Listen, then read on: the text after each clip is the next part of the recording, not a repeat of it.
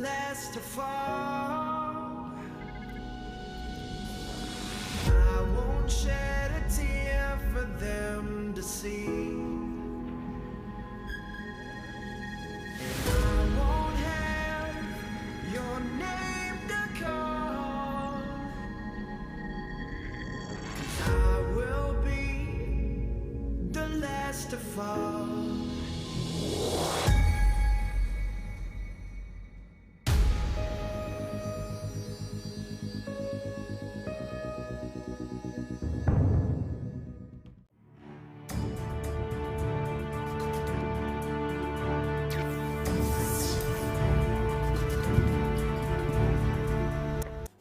Hello.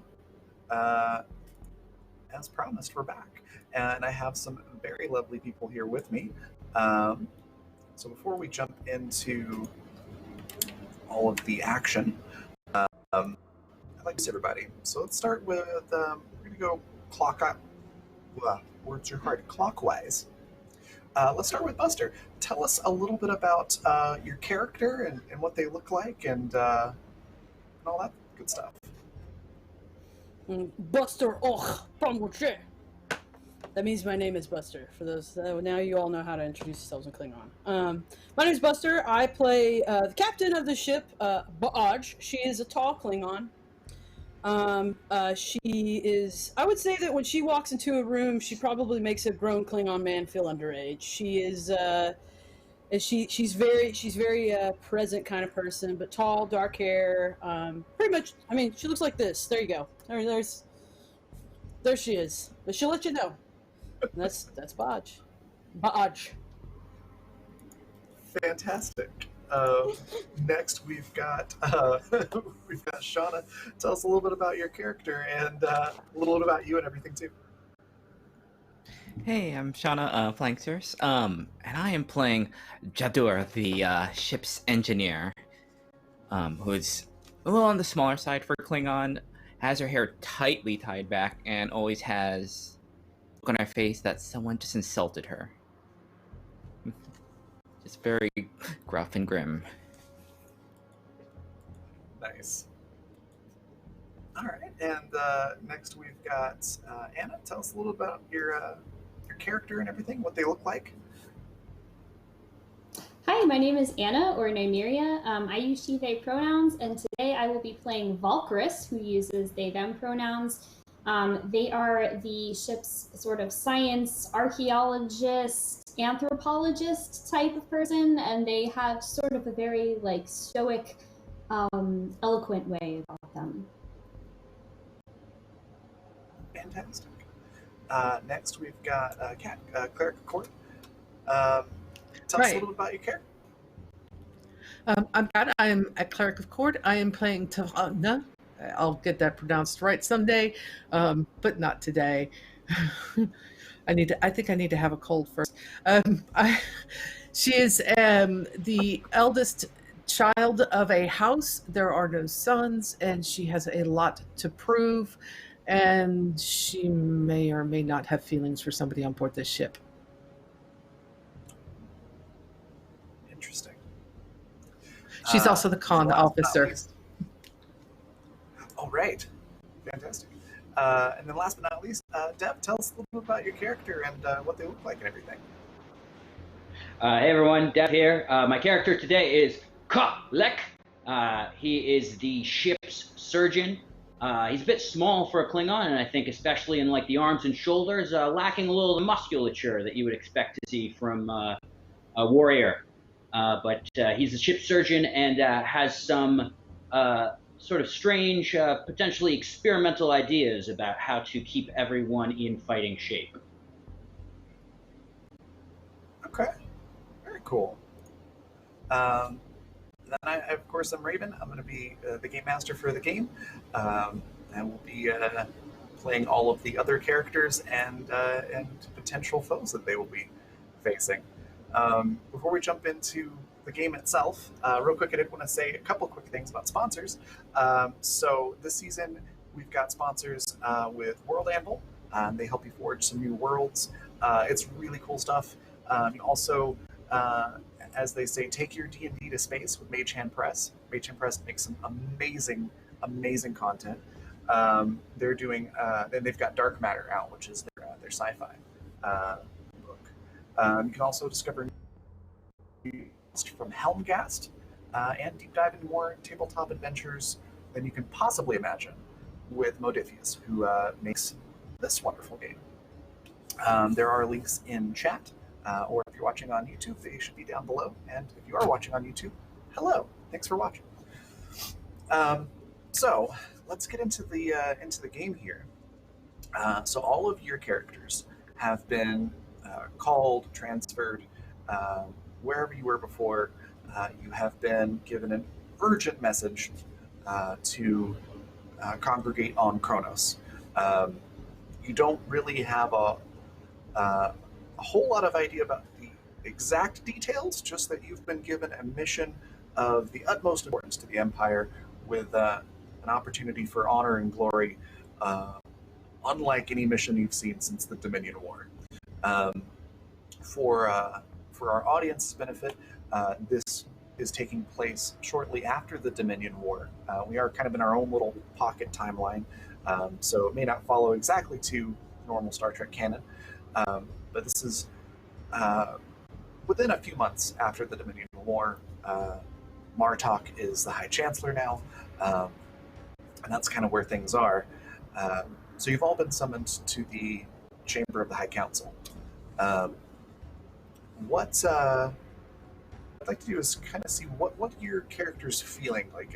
What are your thoughts? What are your apprehensions as you all meet up outside the High Council chambers, waiting to be admitted in? Whoever would like to go first.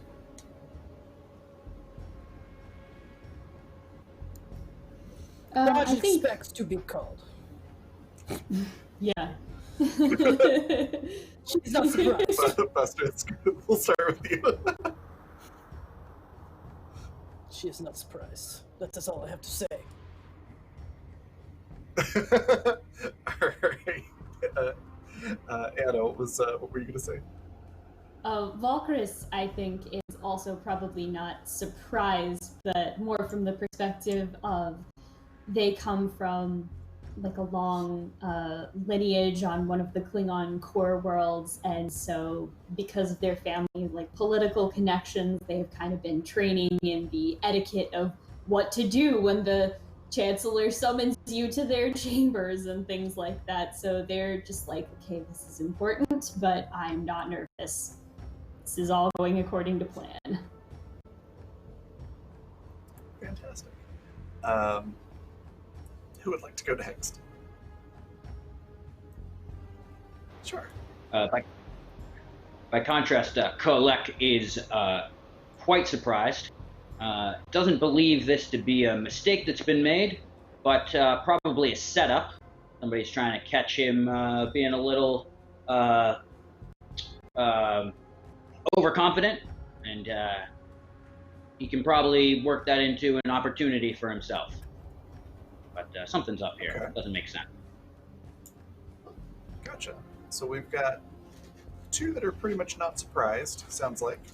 And then one who's a little apprehensive so far. Kat, what were you going to say?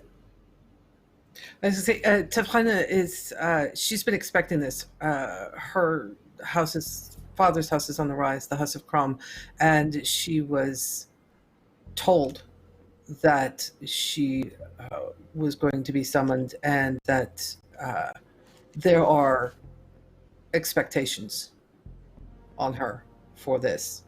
And so she is doing her best to... She's stoic, calm, centered, and awaiting to hear just what is the mission. And also, I'd like to give a shout out to Kitchen for those big crits. Thank you very much. And we have hit our retweet goal. Let's keep those retweets coming. Awesome.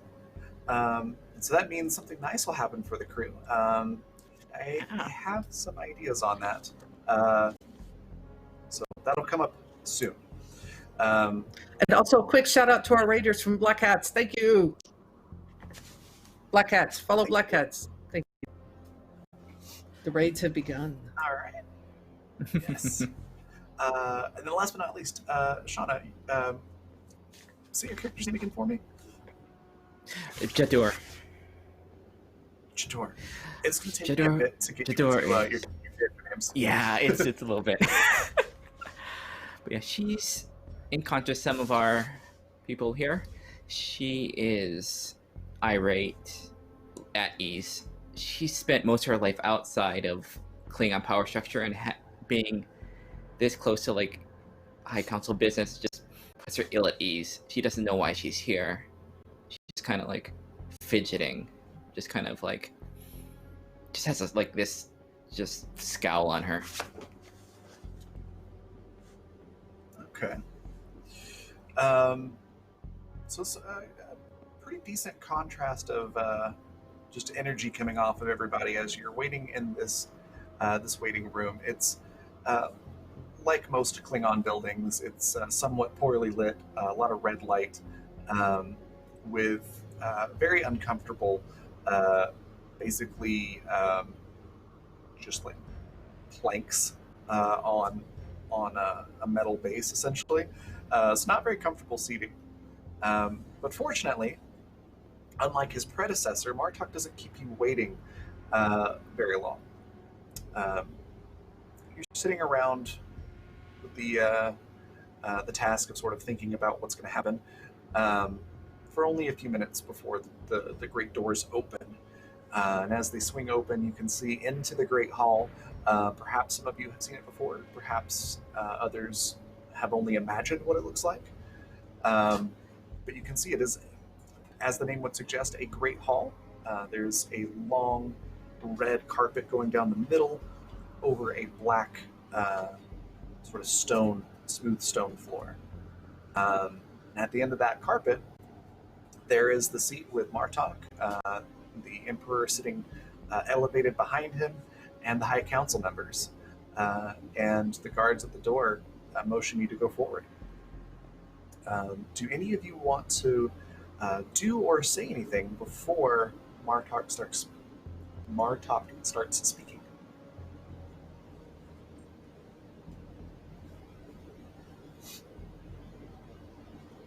Yes. I had to find my mute button.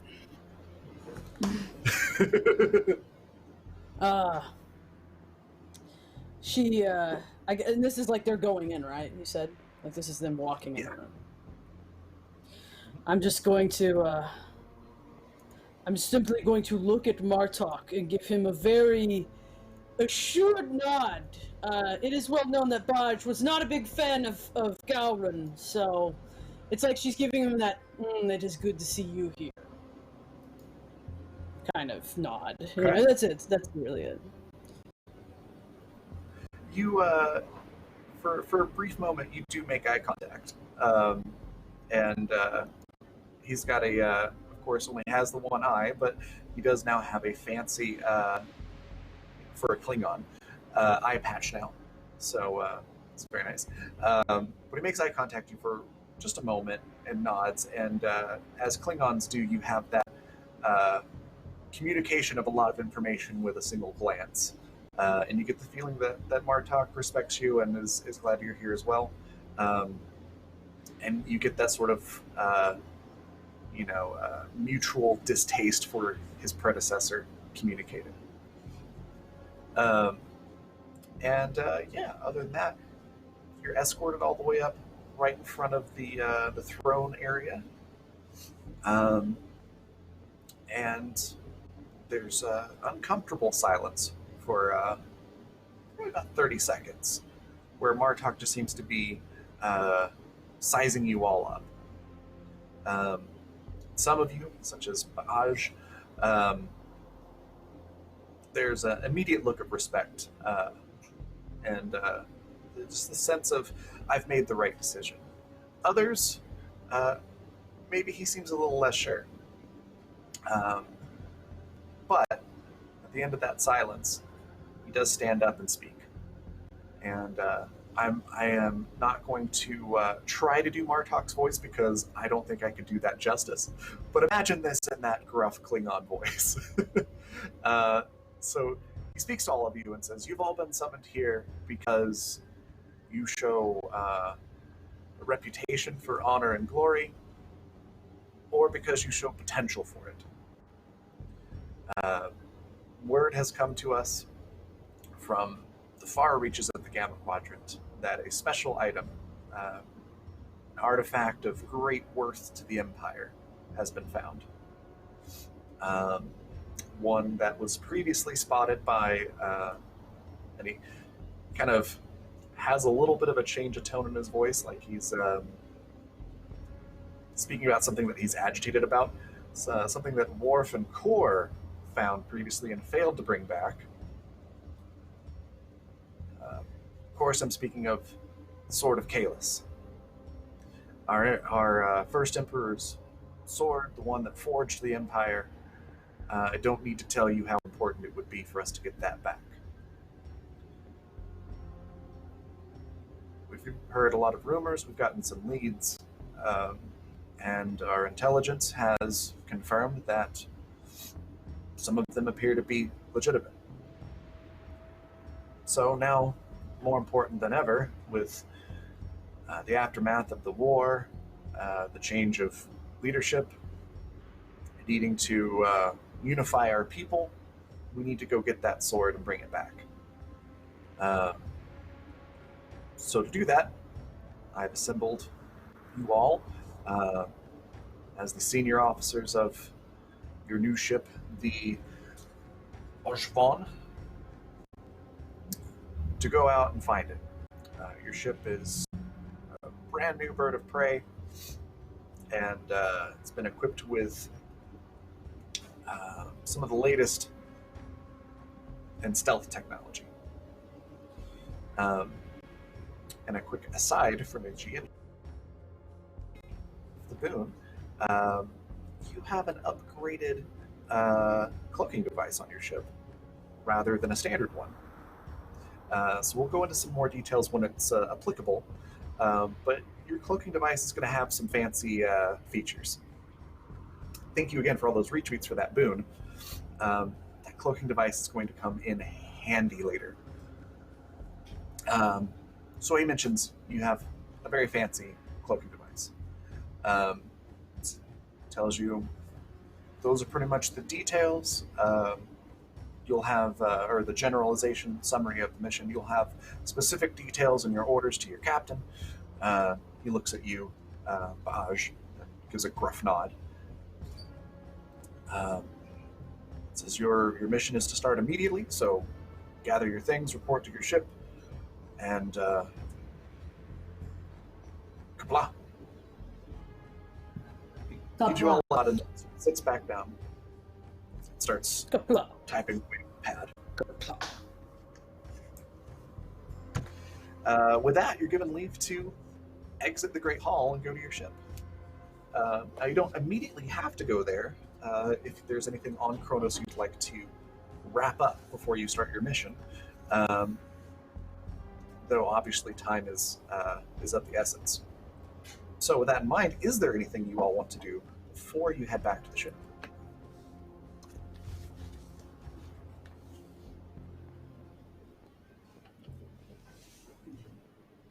I think Expecting this.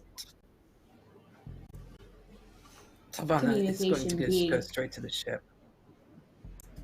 Okay, so Tavana goes straight to the ship. Valkyris, what were I you think gonna say? that they'll be just taking a moment to get a message sent to their father, Claw, informing them of the mission that the house is undertaking, and towards the end of the letter, before the customary sign off and everything, and I will not dishonor the house this time. Very nice. Kolek, is there something that you would like to do on Qo'nos? I think sticking close to the captain. Trying to stay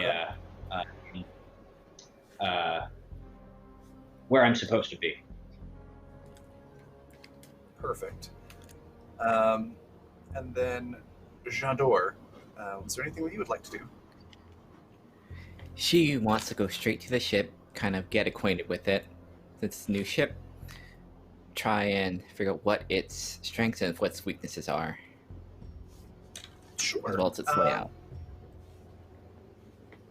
Gotcha. If you'd like, I can have you roll engineering and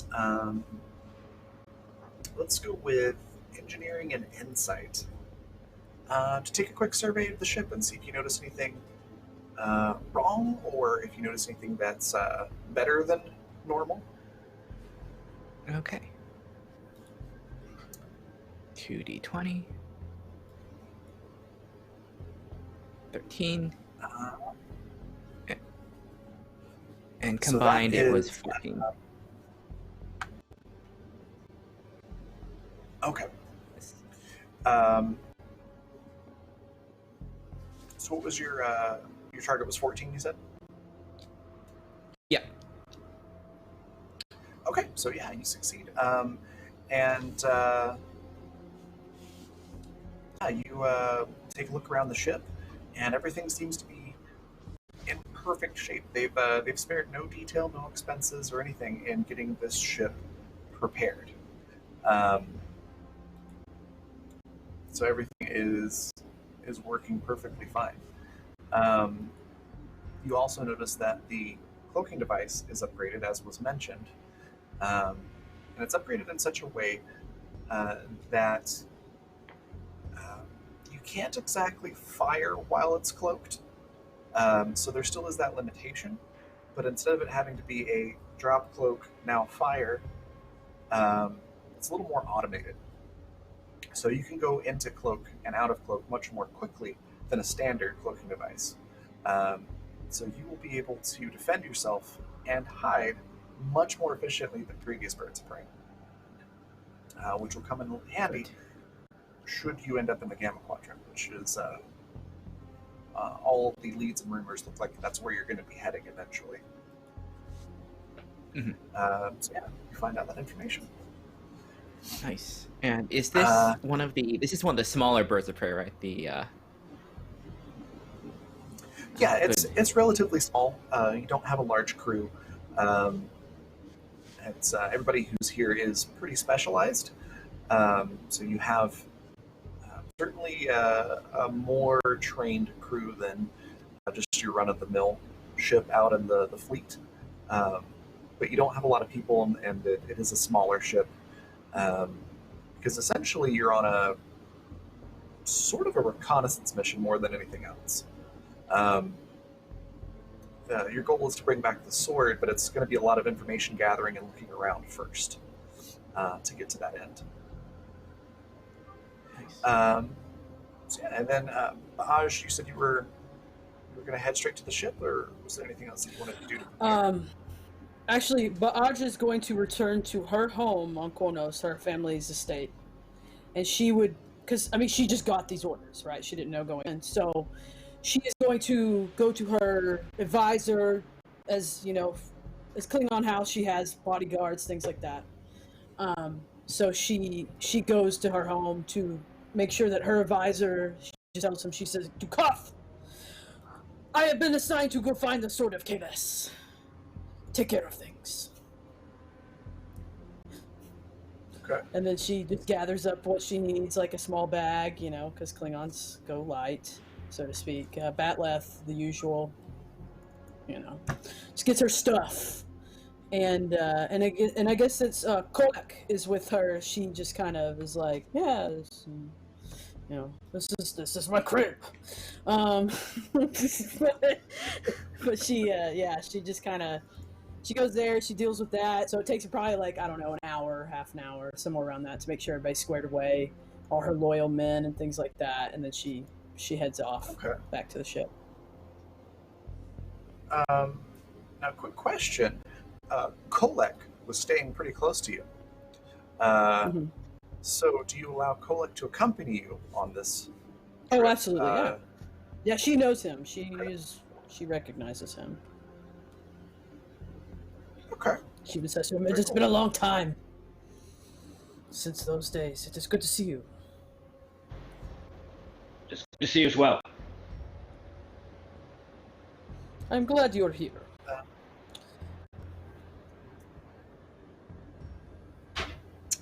And then with that, you're all ready to go. Aj, once everyone's on the ship, you get your final orders. One of the lower ranks on the ship hands you a pad with the information. And it's from one of the Klingon generals who gives you a few more details than what Martok gave you. And that is, your mission, your primary objective is to retrieve the sword by whatever means necessary.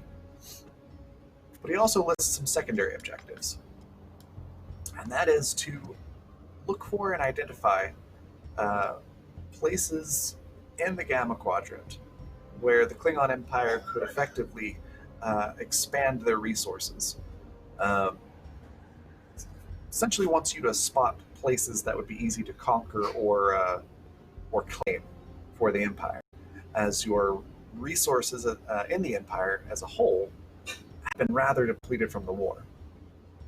So you get the sense that there might be some politics involved in this quest, but it's pretty straightforward in how it's worded in that go out, look for stuff that we can conquer, and report back. And then aside from that, your first location that you need to go is listed in the orders, and you've been ordered to go track down a rumor, some information that someone is offering to sell on Deep Space Nine. I think I know what we are going to see.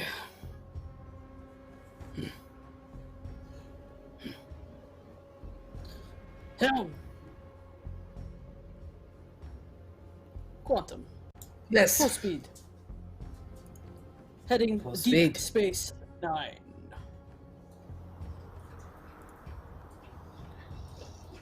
Course laid in. Kapla. Kapla. I'm not going to make you roll for putting in a course for Deep Space Nine. It's pretty easy navigation thing to do. So you just automatically succeed on that. You're able to head off towards Deep Space Nine. Now this journey is going to take you probably a few days to get there from Qo'nos. Is there anything that you would like to do during the trip? Especially during that first day. What does our first day on the ship look like as you're heading to your first stop? Bodge would I would like certainly to go ask- ahead. Oh, go ahead. Sorry. I was just going to say, I was going to ask Vaj if you had anything that you could share with us about our political objectives for this mission. Yes. And I go ahead and, if you guys all have pads, I assume, I just go ahead and forward that to the rest of you. Excellent. Of course, the Empire wants us to spot easy targets. Loki. That's, I don't know. We'll see what happens. And then Surely she's if actually we were going to come by. Okay. Surely, if we by- were to come by the sword on our travels, such a find would doubtless prove it easy for us to convince these other worlds to join the glory of our empire. We might not need to expend the manpower to take over a place like that. That is true, but not all are going to even know who we are. So such a feat would not necessarily be impressive to them. At But first, perhaps. it is what it is, as the humans say. They will know us But I soon do enough. agree.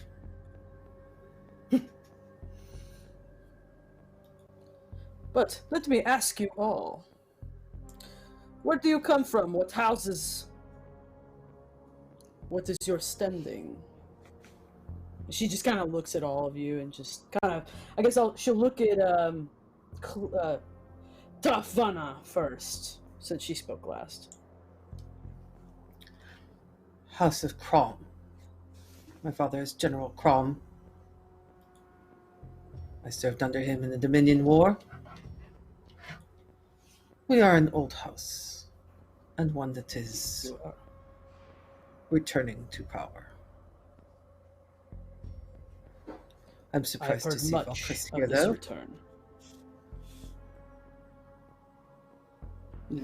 Bodge turns her gaze now to you, Valkyrie.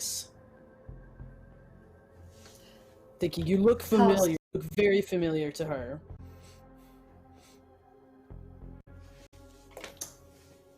House Vashta, child of Twa. I also served under General Crom during the Dominion War. And, well, I think we all know how that turned out, but I don't regret it. I did what I did for the glory of House Crom. I believe our fathers made good and fast colleagues at one point in their lives. They did. Your house is known. And then she's going to look at J'adore, which I love that name. J'adore. She looks at you now. She crosses her arms. Just says, J'adore, daughter of Katol, captain of the Tunful freighter.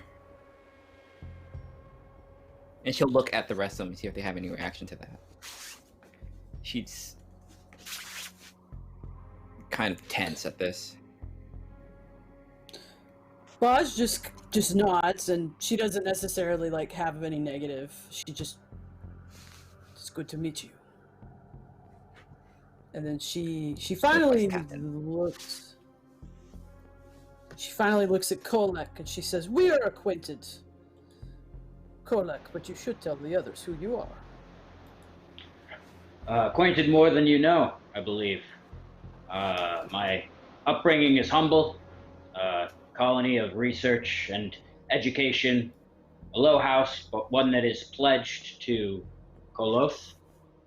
I know a storied house. Many of the ancient stories I know and have learned to tell. But I look forward to learning more of the present history of your family. And then Bodge, obviously, this is kind of, she just looks at all of you at the same time and says, "I am Bodge, daughter of Koloth, House of Koloth.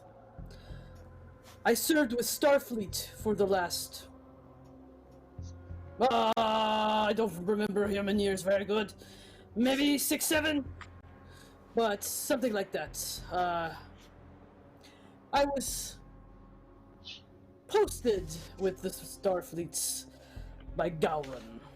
Martok's rise to power changed that, but I did stay with them until about a month ago.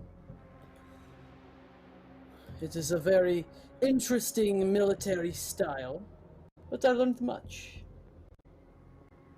And I assume most of you have had your own dealings with the Starfleet. But with all that said, introductions aside, are there any concerns about this mission or any points that anyone has to make? Or observations?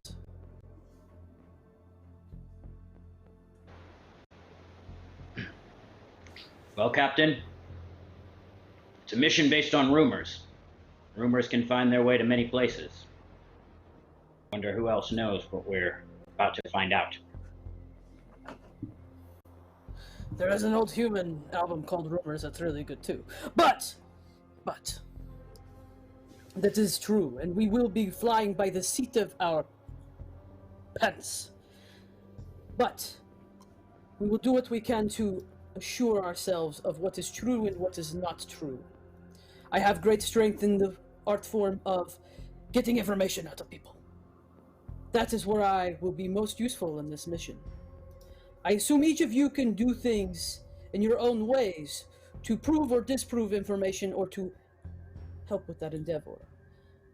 I would expect that my science officer might be able to figure out what is real and what is not real when we do come across items. I expect if we are on a trail, we may come across some things that are not exactly what we're looking for, but may be of interest to other races or ourselves.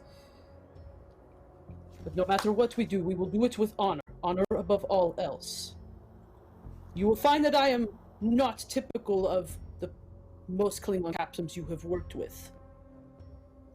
Because of my time with the Federation, I seem to have learned some stuff about other people.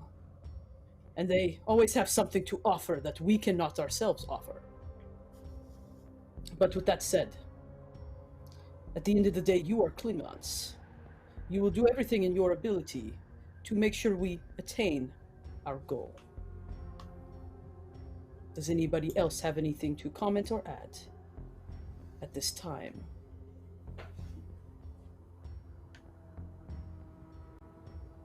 I think we better get to work. I will certainly waste no time in getting the beginnings of research ready to go and mobilizing the not inconsiderable resources of my house to ensure that any likely targets for expansion are sussed out well in advance of our arrival. Yes, it would be helpful if you could maybe put together a package of information specific to the Sword of Kahless and any other items that may have existed at that time and may have any relation to it that may help us in the long run. And then Khan, you keep doing what you're doing. You're doing a fantastic job. Good job. You made the ship go forward. Engineering, have you found anything of great question or concern with this ship in your time on it? Do you feel comfortable with it? Yes, this ship runs smoothly. It has no defects I can tell, and new cloaking device has integrated well with the ship. I'll be sure to put it through its paces, see how it regulates the power, see how reliable it is. So by the time we go where we need to go, it'll function at its best. Excellent. It is always good to have a good ship. And medical, Kolek. First of all,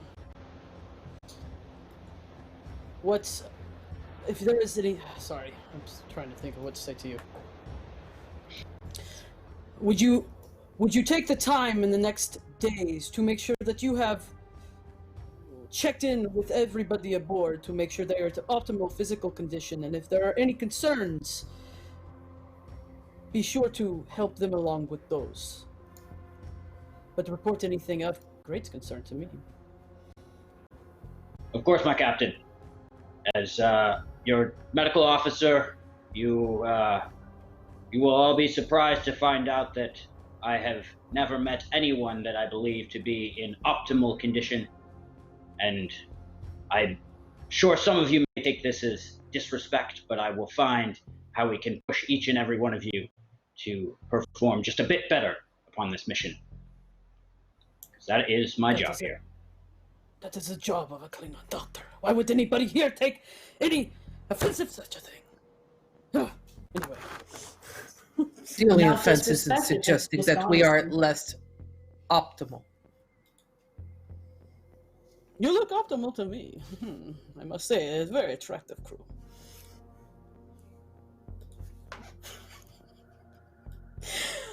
Everyone, dismissed. Do your stuff. Do your jobs. Have a good time. I'll be here. Now, I have a question for you. As you're traveling from Qo'nos to Deep Space Nine, you're traveling through predominantly Klingon and Federation space. Are you cloaked while you're traveling, or are you uncloaked?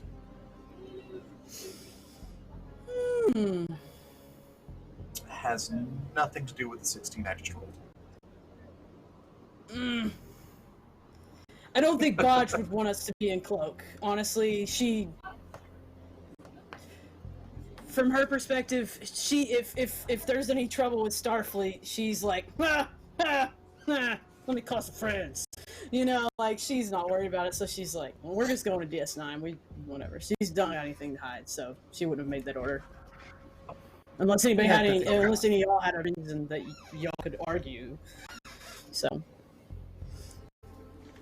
But, Well, I'm wasting no to time practice. started on research. Such Smog Slayer for 5 gifted subs. Thank you so much. Thank you. Vanna would suggest that perhaps the captain might want to reconsider perhaps consider keeping us uncloaked, as it might be a good idea to put the ship through its paces. As it is a new ship with a new cloaking device, and it would be advisable for us to become familiar with our ship's capabilities and, as a crew, work together. That is a good argument, Tavana. Let us put it into warp for a third of the journey at least. Let's give it a go. Let's see how this goes. Let's see how this baby flies.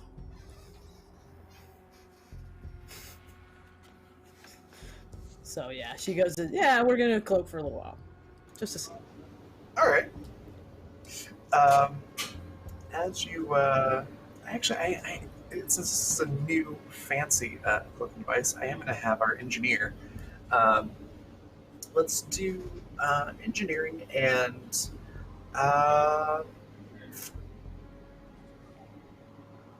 let's go with engineering and reason. Going to check for that. It's going to be difficulty. Okay. Difficulty 2, so not too hard. Okay. Let's do it.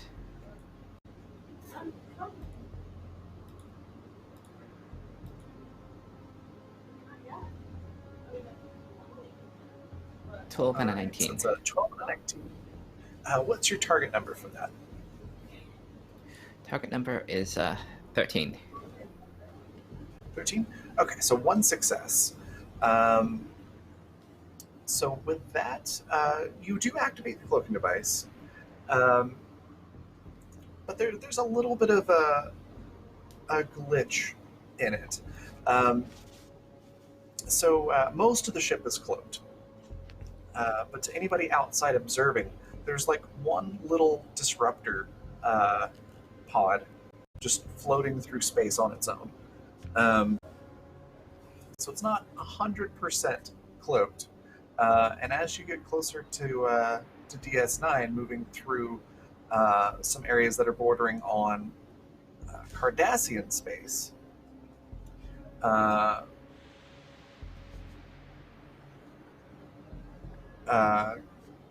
you're traveling close to Cardassian space, some of you may remember that the Cardassians were also just completely devastated in the Dominion War. So there is a lot of poverty and just problems with getting resources to the places that they need to be. They're, as an empire, they're struggling. And that has given rise to some pirating and looting in their territory and along their territory.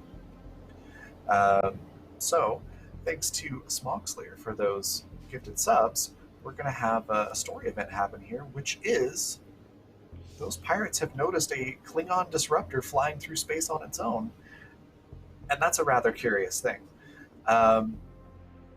Now, let's see if you noticed them before they noticed you. So whoever would like to, if you're probably Khan or somebody on the bridge that would like to try, it's going to be a 2 difficulty, and we'll go with presence. And I could argue Khan or security as the role for that. I'll let you do either one.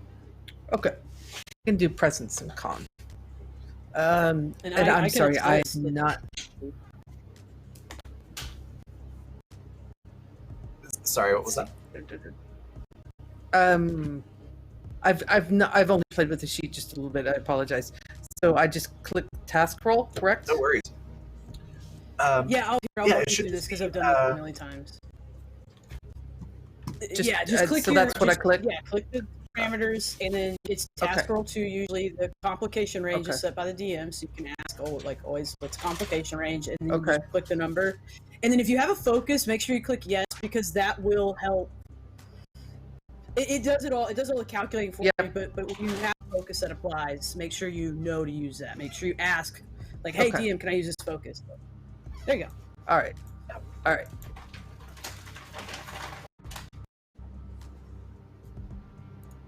All right. So 10. And Um, I'm guessing that what I'm looking for is 15 or under. Yes, yeah. usually. And so, does it just have you roll 1d20 for it with the automated sheet? It rolled I'm 2 not super d20s. familiar with the roll 20 sheet. Yeah, no. She rolled 2 d20s there, like, which is the standard task roll for this, and she got 1 success, and the other was a non-success. If she got a crit, it would show up as a 2, because then she would have 2. That's how it works. 2 successes. So if it was a crit, Yeah. it would be marked as a 2, but a 1 is just a normal success. Red 0 if it's a failure, a crit failure at least. I mean, so there you go. Okay. So since it's showing 10, it's just the 1 was a success, and it's just not showing what the other number was, basically. Yeah, that's showing her presence and con score. If you hover over, you can see what her actual roll was somewhere in there. I can't really tell myself. I'd have to look at that. But yeah, she got 1 success total out of 2 rolls. Out of 2 rolls of D20, and presence. Okay, cool. That's just her presence and con scores, just to show you what it is. That's neat. There you Yep. Yeah, that's cool. It's interesting. Yeah, using it's super convenient. Super cool. convenient. Same thing. Okay. Most of it works that way. Yeah. So it was 1 success, and you needed 2 to spot it. So they're going to see you first, but because you did get 1 success, you're going to very quickly catch that mistake. So here's how this is going to go down. You're flying along, and unfortunately, you're floating in space to everybody. And what you notice is going across your bow. And it misses, but it is enough to disrupt your device a little bit, able to get a little bit better eye on where you're at. The second thing you notice are the 3 Cardassian, basically gunboats, that have moved in on your ship.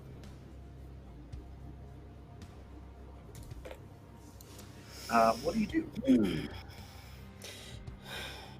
Drop warps. Status alert red.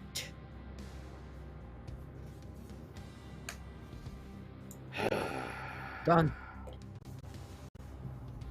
Aye. But Arch will take the tactical panel because she is very excited to shoot the pew-pews. Okay. And are any of you? I don't think any of your jobs were tactical. And an NPC that you're I do have a focus in tactics as well as strategy, and I have a talent that would be able to assist in any command task. Same. Oh, heck yeah. Did we take the same Heck one? yeah. That'd be so fun. Yeah. Probably did. Yay. Well, if one of you wants to take the Yeah. tactical panel, I'll let you. I just didn't know if any of you would be up to that. So if any of you get there first, take it. Okay. Otherwise, she'll be like, just mashing buttons. Yeah, Chocolate actually, now. Savannah, if you want to assist from Khan, perhaps with we can say that you're helping with the tracking, while Ba'aj, you're pulling the trigger.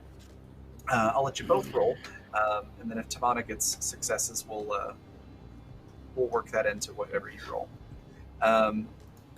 So I imagine, Ba'aj, you probably have a tactical officer who is on the bridge. You probably have to shove them out of the way, which of course they're not going to complain or put up a fuss because you're the captain.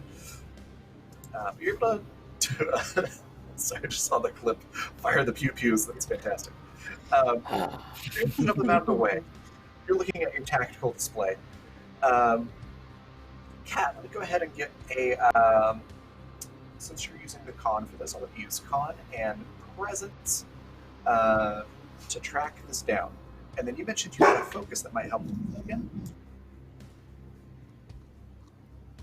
I have a focus that is both in I have a focus in strategy and tactics, and a talent that will allow to ignore the first complication rolled on that task by anyone involved. Fantastic. So using a focus task roll, I set for 2. Complication range is. The complication range on this is just 20. Don't roll a. It's just a 1. Like, how many successes does she need? Oh, gotcha. Sorry. Oh, no, wait. Sorry. No, I'm wrong. Complications are like, if they get a crit fail, it's like the level of complication they get. I'm so sorry. Yes, that's how it works. Okay. Complication range. Task roll is how many dice she's supposed to roll. You know how many successes she needs. Sorry. Sorry. Gotcha. All right. Sorry. So I'm guessing that is 3 successes. Yeah, you just need 2 to help out with this. Okay. And then 2 and 1. Okay. Oh, I see how this is now. I was reading the 1 and 0 previously as 10. I see how it works now. Okay. I was same. So was I. I was confused as well. You good. need 50 successes to succeed.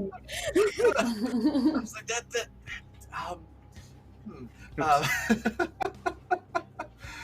Yeah, so 3 successes. So that means you get a point of momentum. I'm going to grab a sticky note here to keep track of that. So the crew has a point of momentum, which you can use dice to your rolls. And I think there's a couple other ways that you can use momentum that I am blanking on at the moment. But most commonly, it's you don't die. So I'm just going to write that down. Yeah, so you succeed. So, Ba'aj, you get a fantastically detailed tactical display. Your con officer is doing a fantastic job of keeping the sensors right in line with where these ships are, and the first one is. Would you like to shoot them? Yes, and I have a talent. It's called Full Spread Maximum Yield. The character is skilled in setting up torpedo attacks. In addition to normal benefits of a salvo, the attack also gains the benefit of devastating attack momentum spend, as though 2 momentum have been spent. Which I don't have these off the top of my head, but I get like a lot of hits. I'm just gonna hit him with like a bunch of torpedoes at once. So I don't remember how I wish I'd prepared for this.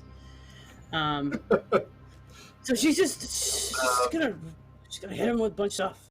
So I need to make a roll, and then the ship needs to make a roll for the attack too, I guess. I think we basically are working together to get as many hits as possible, or successes. Yeah, I don't think we have a character sheet yet for the ship. So just to make it a little bit more simple for our first mission here, I'm just going to go off of your roll for if you hit, and you're using photon torpedoes against little Cardassian gunboats. So if you hit, they're not going to be a problem. So what do you think? What will be my attack roll for that? I imagine security control. Yeah, I can. Well, actually, or daring. I'll say this is more of a daring move. So let's go with daring. They're the same for me. So I'm like, And 2 task rolls. Two die. Any complication yes. range? No, just don't get a crit fail. The nat 20. I got 1 success. I think they get it opposed. I'm not sure how. I can't remember off the top of my head. But hit him with the torpedoes. I knew I wanted to include space combat, but I didn't prepare for it for today. So it was just sort of like this is a great time to throw it in, so I'm just gonna do it anyways. So we're just gonna work with what we know. So 1 success. Narrate space combat. Yeah. So you said full spread maximum yield. That's a lot of That's torpedoes. devastating. Yeah, she's like, we're not playing. So I'm gonna say that you needed 2 successes to really destroy them, but you only got 1 success. So you don't blow them out of the sky or space, to be more accurate, but you do disable their weapons. So the torpedo sort of nicks the side of their ship. You see the shields flicker and then go out, and a whole bunch of metal ship parts just sort of flying off into space as this little gunboat quickly turns tail and runs. The other 2 are not dissuaded yet, though, and it's going to be their turn. So I'm going to make a couple of rolls. So let's go 2d20. Today is a good day for Cardassians to die. Ooh, that's handy. They did good. Oh. That's Oh, no. really handy. Oh wow! Oh no! So yeah, for the second one, they did not do it. Okay. So we're going to do this. Tavana, over there at Con, you see some more phaser fire incoming. And it looks like they've got you ready to just bullseye your engines. So let's do a daring and con roll at 3 successes. You do have 1 point of momentum if you would like to add more dice, or you can always give me threat if you would like. Oh, Or no. I don't think I need a momentum dice. Let me see. I'm just making sure I don't have any talents that will help me with this. and again, because I have got brain fog today, focuses give you an extra dice to roll on your task, right? If it applies. Okay, I didn't remember that right. Focus is okay, sort so of like lower. They make it easier for you to have success, not necessarily add a die. They just make this. Right. So, like I said, you just click yes when you use a focus. Gotcha. Okay. All right, so here's a question. Can I have technical expertise? So if I want to be assisted by the ship's computers or sensors, can I do? It'll let me re-roll a d20, and I'm rolling 2 d20. Is that correct? Okay. Yes, but you do need 3 successes. Okay. So what you're using is a talent, right? Yes. It will let me re-roll 1 d20. Okay, so that's 2. Okay. So I'm going to re-roll a That's 2 d20. successes.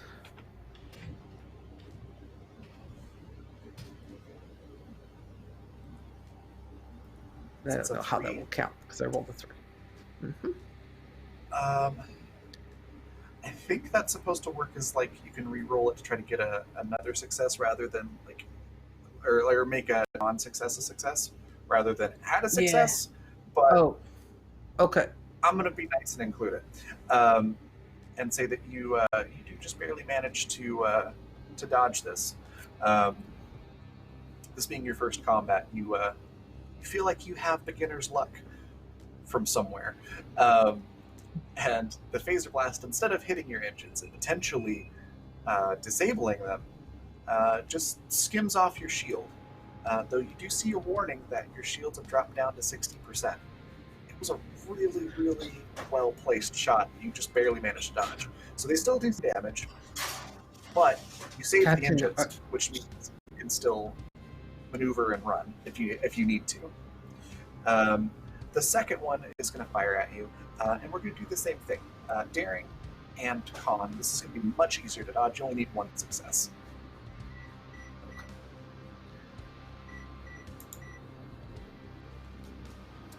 Nice! You got 3 successes, which means you get 2 points of momentum. Which is fantastic. Our shields are down to 60%, Captain. But they will not hit us.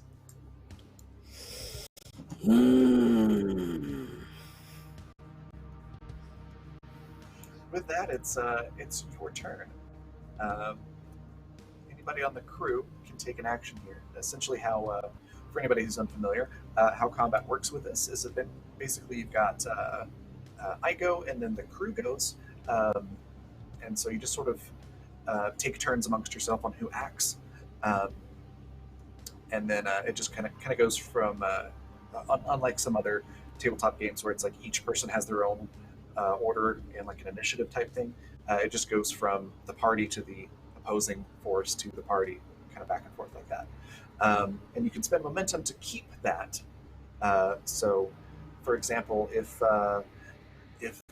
J'adore to do something in the engine room, you could spend a point of momentum to keep the initiative, and Ba'aj could do something on that same turn. It's coming back to me how you use momentum. So just as a heads up. So it is the crew's turn. Would any of you like to do something? I think Volcris would try and see if there's some way to point out a maneuver or like tactical position that we could take in order to avoid taking more fire on the shields from that. Because what I would like to do is I have a talent follow my lead, so once per scene, if I succeed at a task during combat, I can spend a determination to choose an ally, and then the next time they attempt a task, they get assistance from my presence and command. So I would like to just be like, over there, points out, which way we need to move and how we could outmaneuver the ship. The Cardassian ship, I should makes say. sense. I'm going to go with, let's do insight, and I'll let you use command or security for this one. Let's do command. Whichever you'd like. And then I just hit the task roll. Correct? Yeah, okay. Ooh. That wasn't great. 0 successes. 0 successes. Okay. Well, I'm not a doctor, but I am a scientist, not a fighter, so there you go. Damn it, Captain, I'm a scientist, not a fighter. Yeah, you have the idea. You're like, oh, this would be great. And you look around for anything that might give you a clue as to what advice to give. But it's all just happening so fast that you're not really able to get enough data in your head to process what advice to give. That tracks. But, yeah. But I think it's worth noting that you can continue to stay alert and try again later. Okay. After this next turn. So with that, the initiative will go back to the Cardassians, unless you'd like to spend one of your 3 momentum to keep that initiative with you.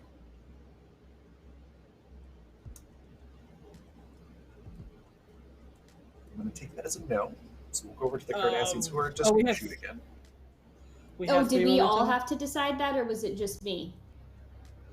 Oh, just anyone that wants to act. Oh, okay. I was like, I don't know what to do. I'm sorry. No, I you're think in good. combat, and I think in combat, I know in the past, like, I think the way it works too is like the captain gets to like give 3 commands per turn to 3 different members. I think I'll look it up, but I think that's how it works. I'd have to. It's been so long, but I think I could order 3 different things to happen from 3 different people, and then like they do those things, and if they succeed, they succeed. If they don't, which we had 2 already technically with Tavana and Val Chris. So I think we would have one more. I think we would have one more, like without spending momentum, without keeping the initiative. And I'm just gonna hail them. I mean, I would just hail them really quick, and I'd be like, hail them now. And I just say, if today is a good day for you to die, then keep shooting. If it is not, you have barked up the wrong Klingon today. President's command, maybe? Daring.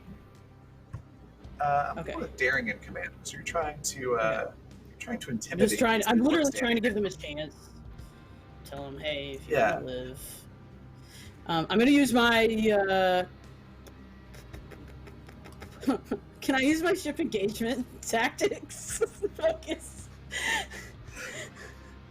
I mean, it's an engagement tactic. I have composure and diplomacy too, but. I'd let you use composure. Okay, cool. Because you have to stay pretty composed to do this. Oh no! I got a crit fail, guys. No. I got a crit fail. Oh no. I'm going to say that you try to speak to them in their own language, using your diplomacy or your presence or whatever. You're trying to relate to them. You're trying to say hey, I want you to live. But somehow you stumble over your words, and whether you say the wrong thing in Cardassian or the universal translator malfunctions, you say some very rude things about their mothers, and they seem unreasonably Your mother had angry the all of smooth a forehead. And the communication cuts off, and they're going to open fire again. Do y'all mind if I use momentum to keep initiative on there? Go for it. Go for it. Do it. Yeah. So you get hail from the engine. Pierce Captain, they want to die today, and we'll give you extra power to make sure that we don't, and we send them to whatever Cardassian hell they believe in. So I'm gonna try and raise the shields. Or pop the shields. Okay. You said they're at 60%, right? Yes. They are. Yes. So it's definitely going to be engineering. So, yep. It's a control and And, engineering, I think. I'm just looking at the sheet. Yeah. I was going to say, whatever attribute you'd like to use, just let me know why you want to use that attribute. Just I'm control and curious engineering, because it's going to how take you some wanna go about this. precise. We're just going to have to reroute power from the. We're going to shut down, power down the cloaking device, and power up the shields. It's going to take a little bit of tricky things to expedite that process and make that happen right now. Do you have any focuses or talents that you would like to use with that? What power systems work with this? So basically, just I trying to have figure out either that how or. to cloaking device, Mm-hmm. to the shields. It should all Yes. pretty much be on the same power grid. Mm-hmm. All right. Unless that was And, the focus that I wasn't aware of. I have power systems as a focus. Oh, okay, I gotcha. Yeah, so that would take it from 3 down to 2. Okay. So that's the difficulties of task roll, correct? Yes. Okay. So Do I have from anything? 3 successes down Nope. to 2. Okay. Oh, I had to. It's control and engineering. So there we go. And that's 3 3 successes. success. So you get a momentum back. I should just write this down as a number.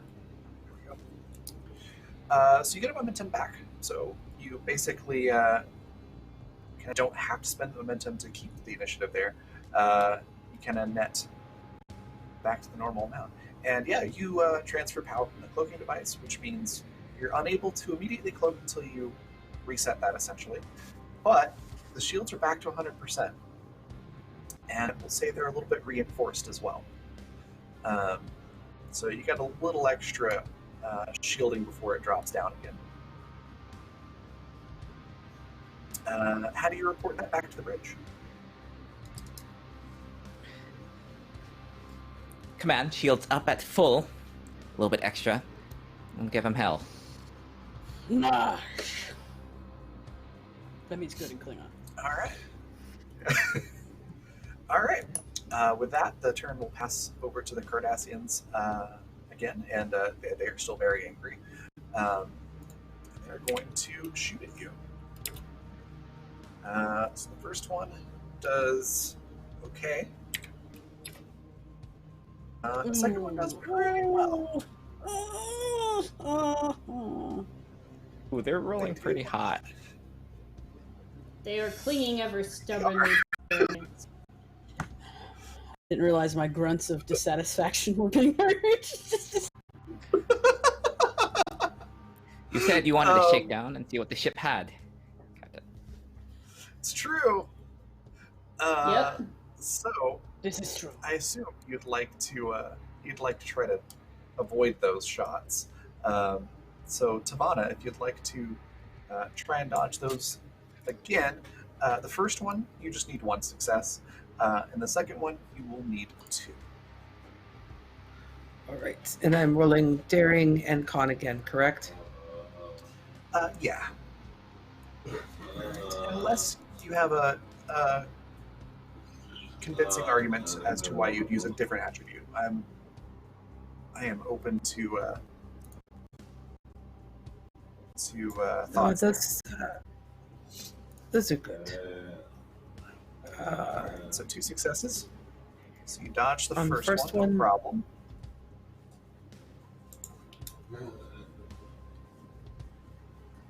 And yeah, you do fine on the second one as well.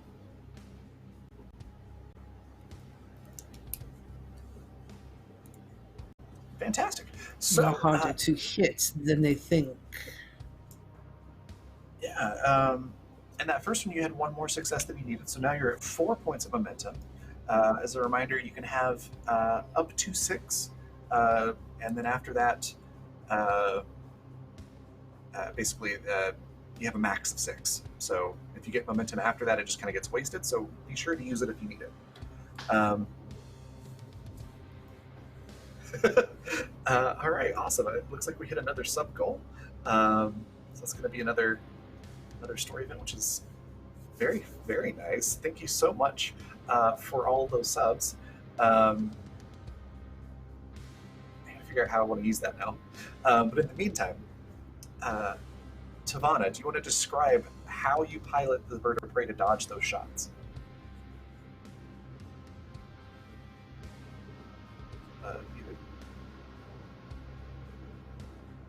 Professional streamer, thank you very much. Her fingers are just flying over this console board as she's taking in. She's got multiple tactical displays showing different angles. This is 3D space battle, so it's not. She's computing all of these angles as she is rolling the ship to bring up those strongest shields to deflect those blasts that are coming in, to let them angle off, just kind of skip off, and then fly right past. She may even be trying to pull a crazy Ivan on them and getting them lined up for another shot. I love it. Okay, fantastic. Um, with that, I have a point of threat, so I think I'm going to use that to hold on to the initiative and let them attack again. Can I use a momentum to change that to keep it on us once more? That's a good question. I can't remember how that works with the rules as written, but I'm going to say yeah. I'll let you do it. So that'll take you down to 3 momentum, and the turn will stay with you.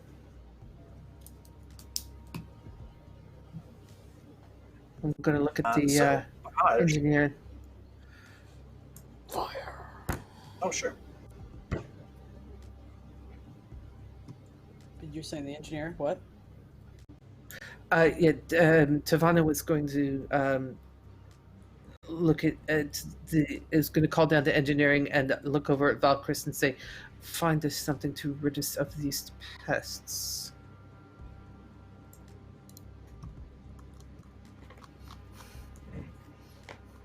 And meanwhile, Bodge is just like, bah! I think this time she would probably use. She didn't want to waste all the torpedoes, so she's gonna fire phasers this time. Okay. Or disruptors, pardon me, disruptors. Daring command again. Yeah. All right. And how does the little 20 I get work? Do I just get to use that as a crit success automatically? Yeah. That's basically how that works. You just say that you're using it. Okay, I'm using it, so I only need to roll 1 die. I only need to roll 1 die for this. So we got 1 crit basically, success. Yeah, I mean, basically, it means you just, as I understand it in the past, you just succeed at what you're trying to do. Oh, okay. So you don't even Okay. need to roll. Oh, okay, so cool. yeah. I was thinking it was gonna die. No, you hit, and it's a solid hit, and one of those gunboats just erupts in a cloud of fire and flying metal. And I think at that point, that last gunboat is thinking maybe they bit off more than they can chew. And they're going to start flying back towards Cardassian space. Now, here's the question. Do you let them go, or do you chase after them?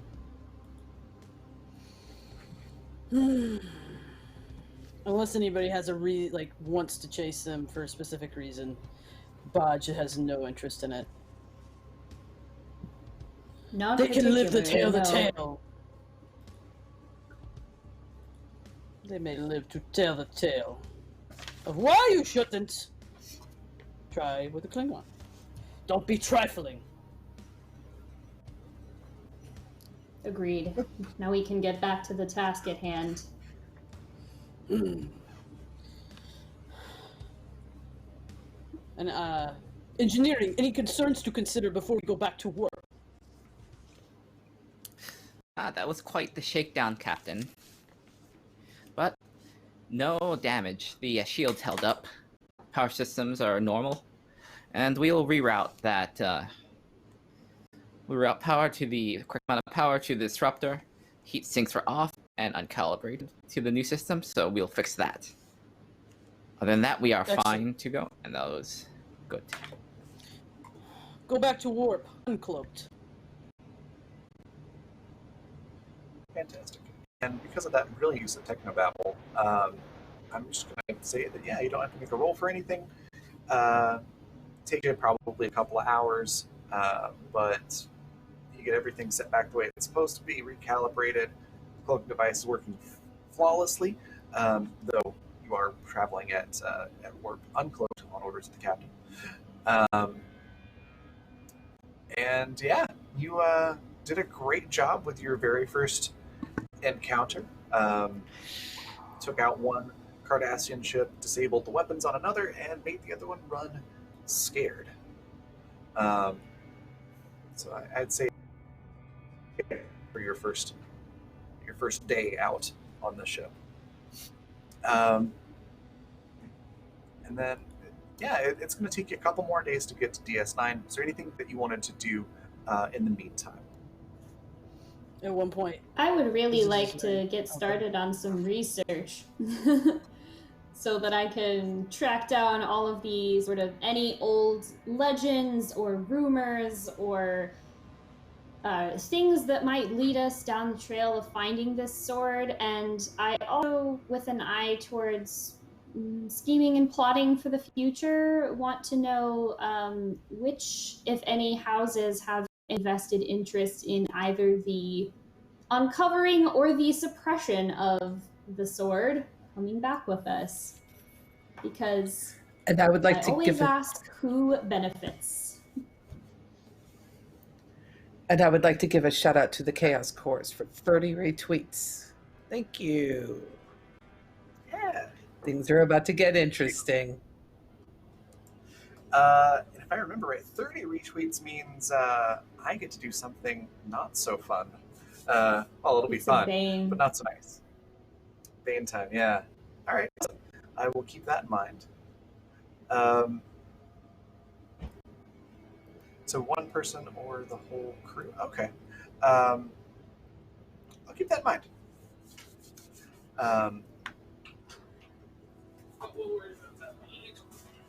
Sorry, what's it? So what shall I roll for this research?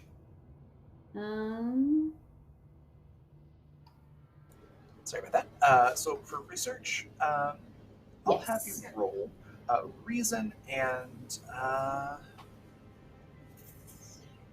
think I'm going to go with science for this one. Perfect. As always, any focuses or talents that might apply, let me know. I do have a talent actually that could work here. As it happens, that's the studious talent. So let me pull that up real quick. Whenever you spend one or more momentum to obtain information, you may ask one additional question. I'm not sure if that's what this exact role is for, but I'll just be like, yes, I'm applying my studious nature to this. That's totally fine. So that's a one task roll, or how difficult? So how many? What was the summary of what you were looking for again? Basically, like any legends or rumors or anything like that could lead us to the sword, trying to track down a cold trail essentially, and also any Klingon houses or other interests that would stand to benefit from its recovery or would want to suppress its recovery. I know that's a lot, so if that's beyond the purview of the role, let me know. No, that's fine. No problem at all there. And yeah, I your talent would apply here. So let's say this is a pretty difficult task, just because there's not a whole lot of information out there. It's why you're going to Deep Space Nine to talk to an information broker, essentially. So I'm going to put But frankly, this is why they have me as the science officer, because this is kind of my thing. Yeah, so I'm going to put this at 4 successes. However, I can give you more information because of your talent if you do succeed. You do still have 3 points of momentum.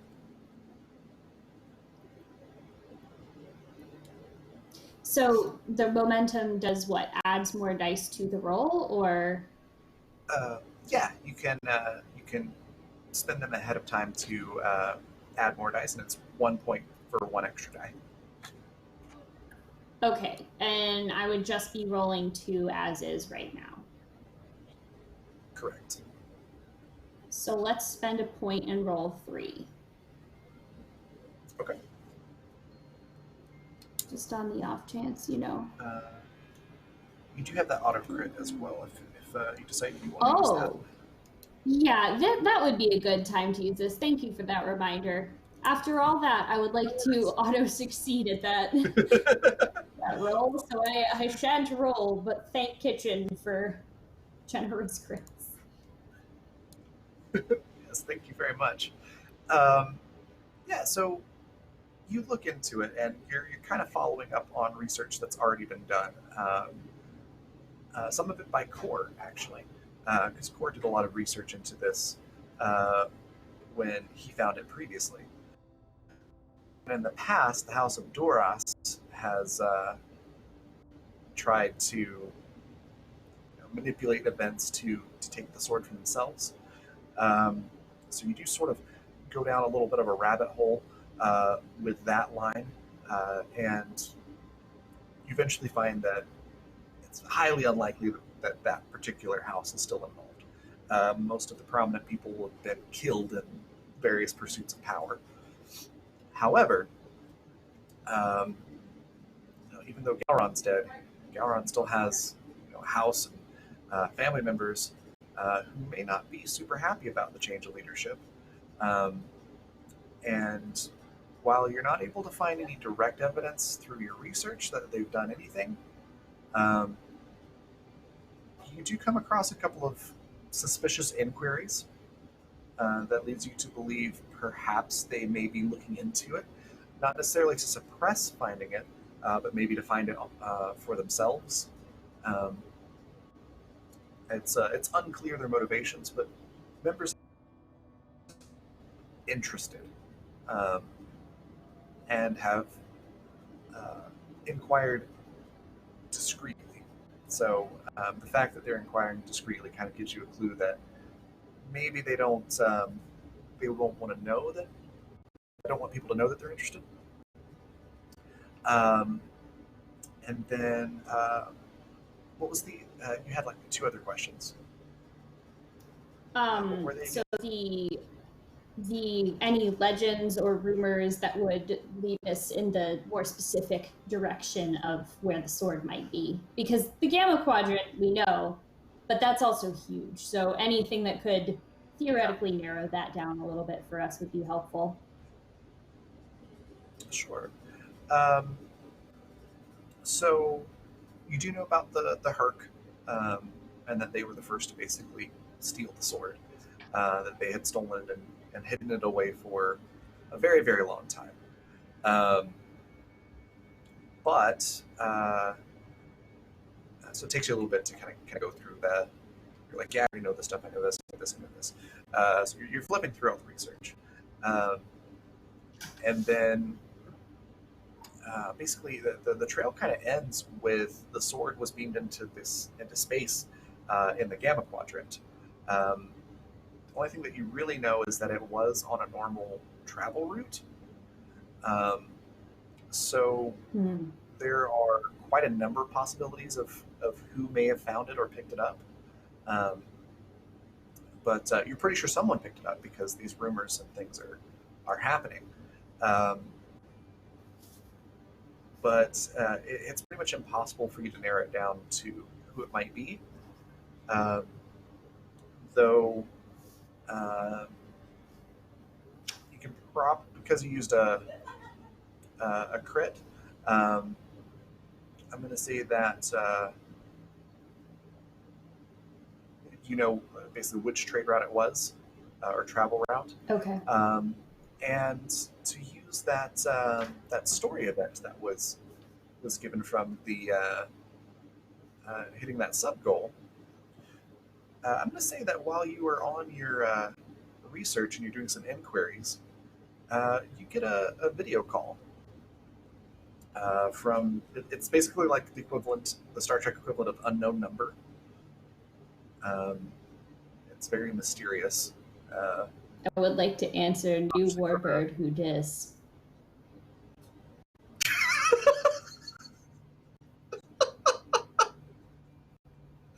New Warbird who this? Wow, that's fantastic.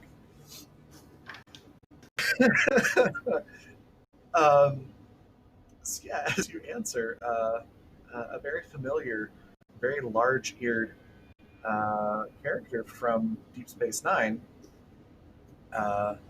is on the other end. And says, Yes, "Hey, I've heard about you. oh yes, my reputation precedes me. I understand. I saw there's some inquiries about the sword, and I happen to know. Well, I know everything that happens on the station, so I know you're meeting somebody looking for information. And let's just say I'm trying to get an in with the current folks in power in the Klingon Empire. So I'm going to do you a favor.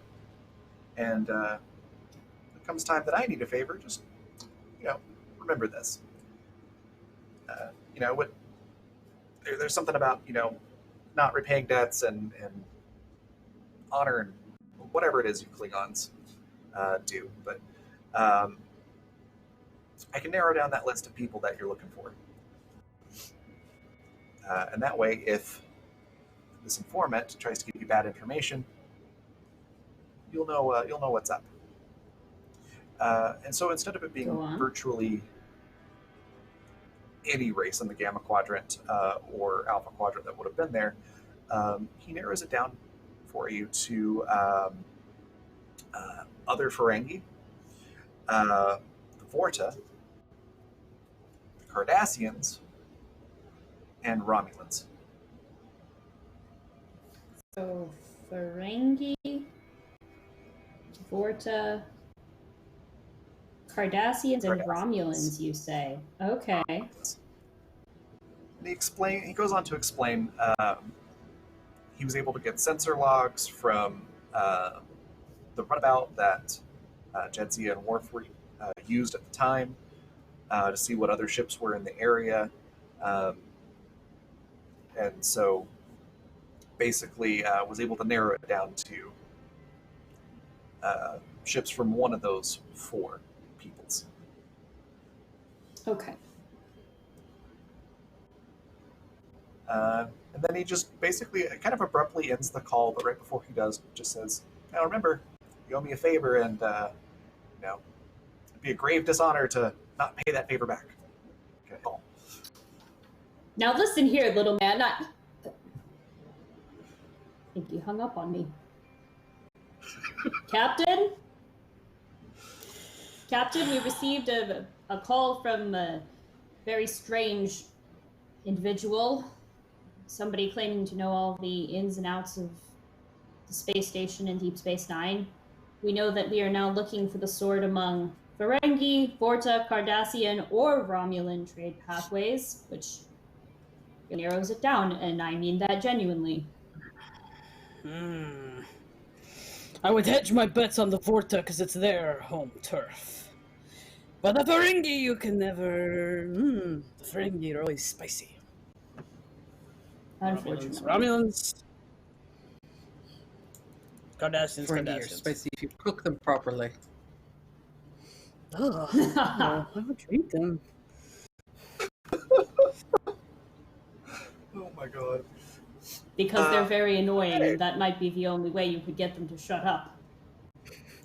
Exactly. I don't know. I have a soft spot for a few Ferengi. But... Well, they do have their charms. Those ears, they're not too bad. Just don't touch them, ladies. Don't touch them without knowing what that means. I did that once. True story. True story. I would hope that's to awful. never I get know what close happens. enough for that to be a concern. I'd rather pet a Tribble.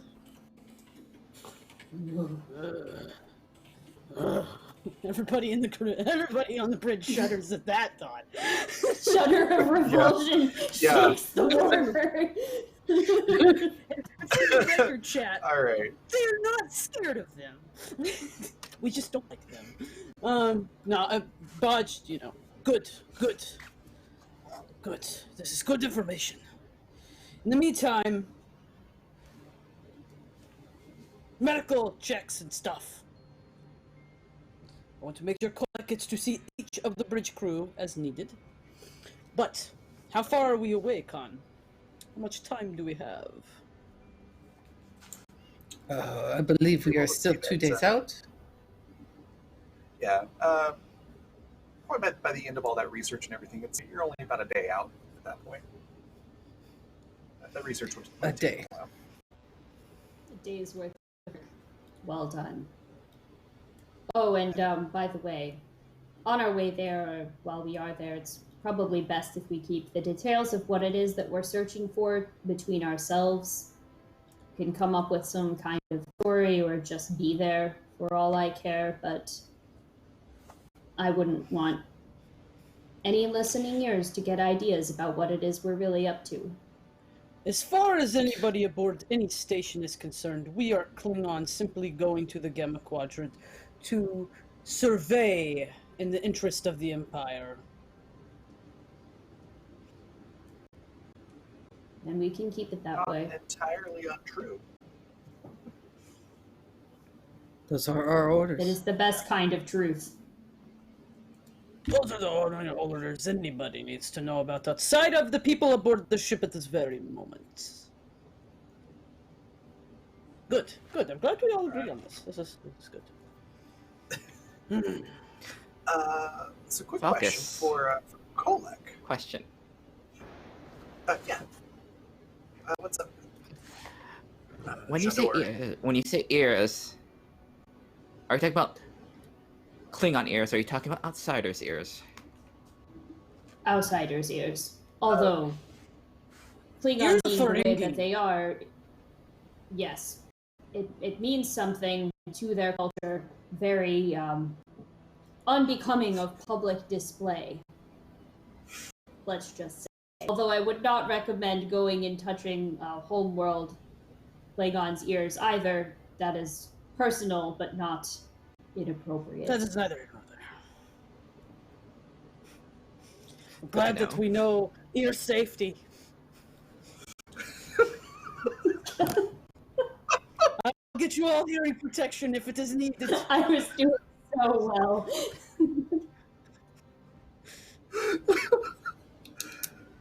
Oh, whole different meeting. I think I'm gonna go get my med done now. If everyone's all right with that, just Yeah. yep. Yeah, I was here gonna we say, go. on that note, Kolek, it's been a couple of days. Was there anything that you wanted to do, or is there anything that you've been doing that you'd like to play or make rolls for, or try to get information? Well, I think at one point I came to the captain with my data pad and completely oblivious that we had survived our first combat. I let the captain know that everything in the medical bay functioned exactly as expected. When engineering took the power grid down, the emergency power went up just as it's supposed to do, and all the restraints on the equipment were working spectacularly during the pitch and roll maneuver. So everything passed its shakedown. And We are going to the Gamma Quadrant. Make sure there are plenty of vaccines.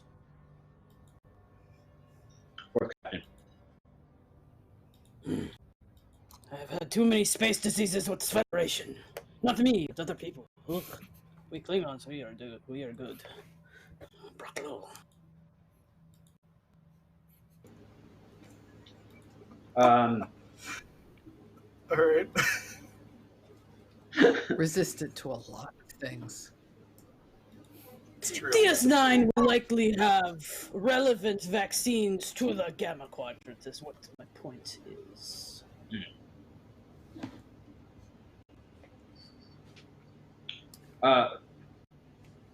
Maybe I should probably find out then who I'll want to contact when we get to Deep Space Nine.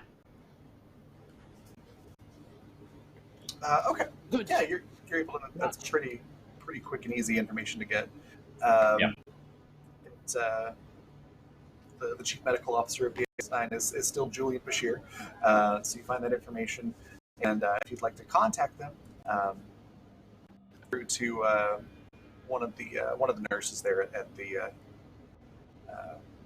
infirmary. And, yeah, they help you very quickly put together a requisition order.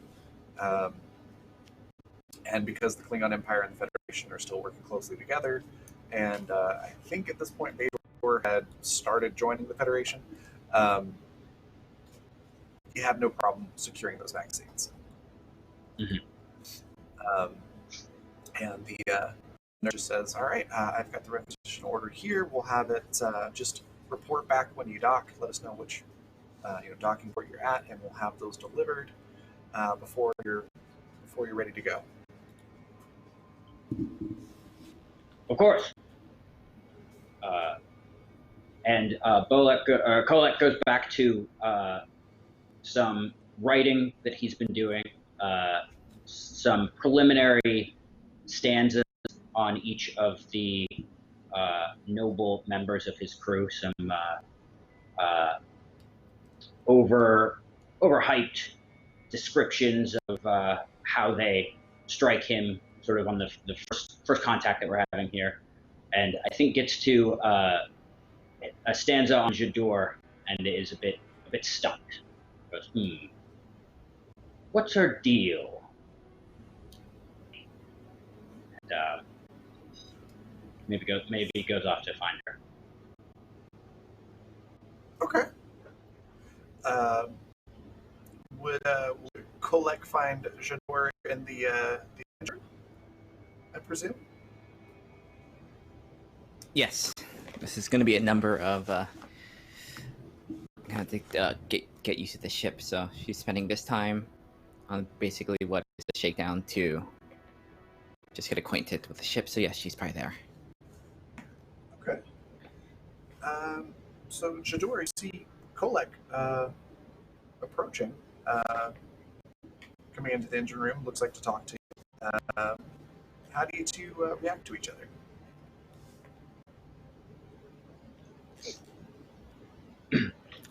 Pardon the intrusion. Sure, you're very busy. A lot more equipment to go through than I have. Are you lost? No shame. Just new ships. Sometimes these bird of prey are modular, and interiors are different from ship to ship. Sometimes it's easy to get turned around. No, not lost. Just wandering a bit, seeing what I find, putting eyes on the crew. Do you mind if I observe your work for a bit? Of course, no. It's good to see how crew members work, especially if we're going to be going into the Gamma Quadrant on our own. Is that what brought you down here, or is there any other reason that you're down here?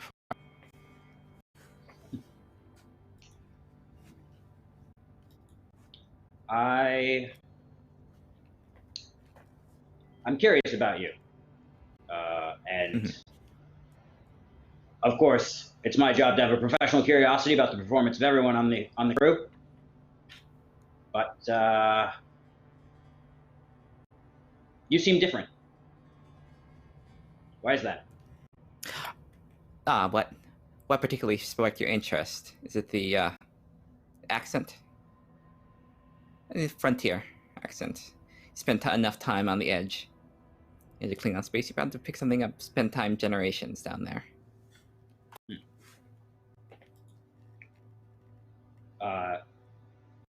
How many generations of frontier folk do you come from? 4.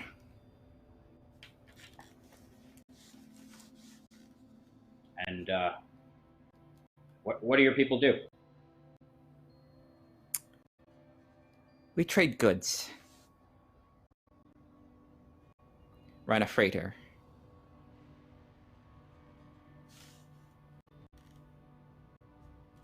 And now you're on a mission to acquire one specific good. Yes. Had it not come from Martok himself, I would have thought it would have been a punitive action. Get troublemakers out of the way, so to speak.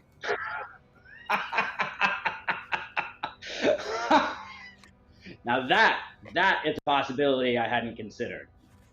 When I got the call from Martok, I thought it was a setup or a scam or Somebody who's come and wanted me to show up for a challenge with punitive. I didn't think of that. That would make sense, wouldn't it? You would have troublemakers out of the way, put them on one ship, send them on the Gamma Quadrant. Maybe they come back with a sword, maybe not. They're gone either way. And what kind of trouble do you make exactly?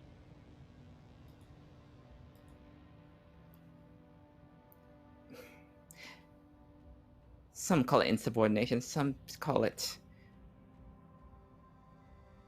good thinking. Challenged captain out of the chain. It's about to make a stupid decision. Get the entire crew killed. Try and take on Cardassian ships 3-1. Ship's power couldn't take it. No one was standing up to him. And guess what happened? So what stopped you? Non-house. Oh, I challenged him to a duel, and I killed him. That's an idiot. Sorry, I see. And that didn't make you captain? Now, captain comes from great houses, not from commoners on the edge of Klingon space. I see. I come from the edge also, not quite as far as the frontier, but an isolated colony. We have a saying of, well, it's a job of a true ally to show you where you're weak. So, I, for one, think the kind of trouble you're talking about is the kind of trouble that's worth making. Maybe I'll get into some of it myself. Well, hopefully you're more understanding, and then hopefully it's not that much trouble. But it's good to have open minds on this ship.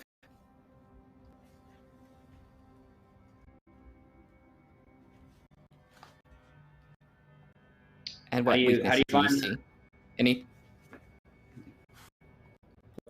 What weaknesses do I see in you?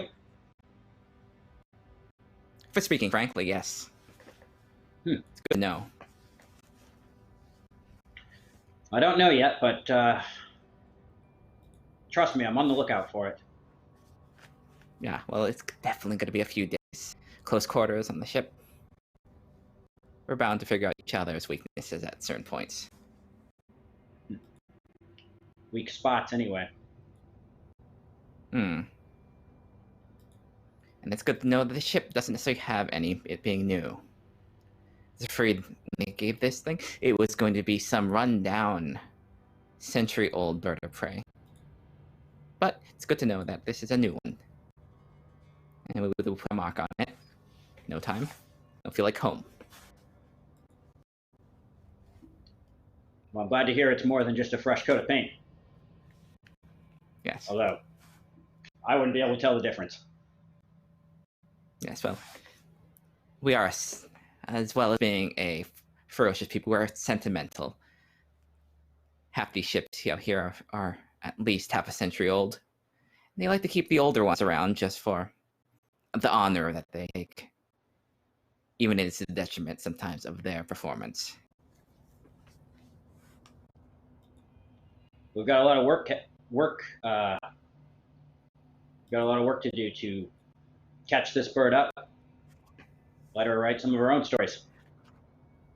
Yes, well, a little skirmish with the Klingons certainly is a good, extremely good performance. Let's hope we continue with that.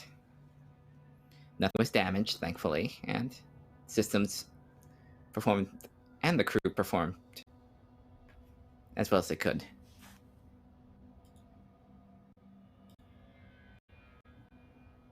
Good to know. And how are you settling? What do you think of this crew? More specifically, what do you think of the captain? Does it bother you that Does it bother you that she worked so long with the Federation at all?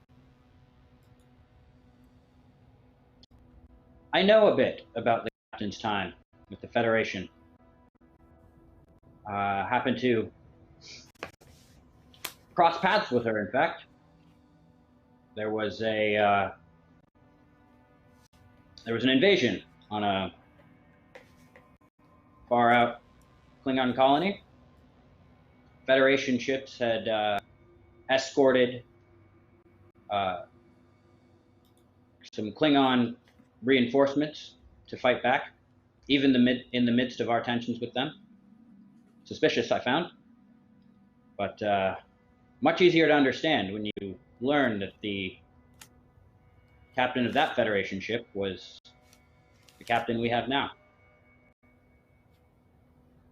I've seen her work in battle. It's more than I can say for most. Well, that's good. Her record seemed exemplary, and it's good to know because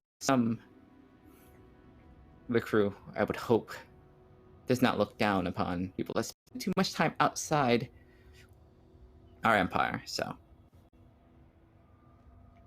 I think you're right to have your suspicions. Anyone would be, but I'm... Oh, I don't quite have sure. suspicions. I'm just more I was just curious on what your thoughts were, just to know. I have the privilege of seeing for my own eyes what the rest of this crew will cover.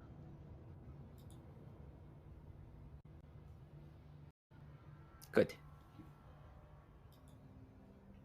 I think Kolek grabs like Would have entirely the.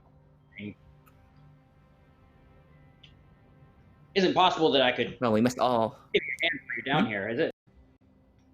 Hmm? Possible I could give you a hand? Any help I can offer? I mean, while we're here anyway.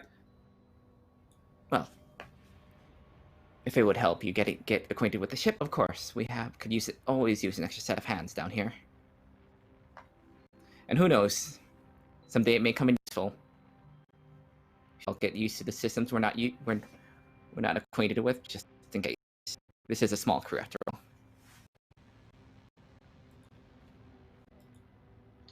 It's generous of you.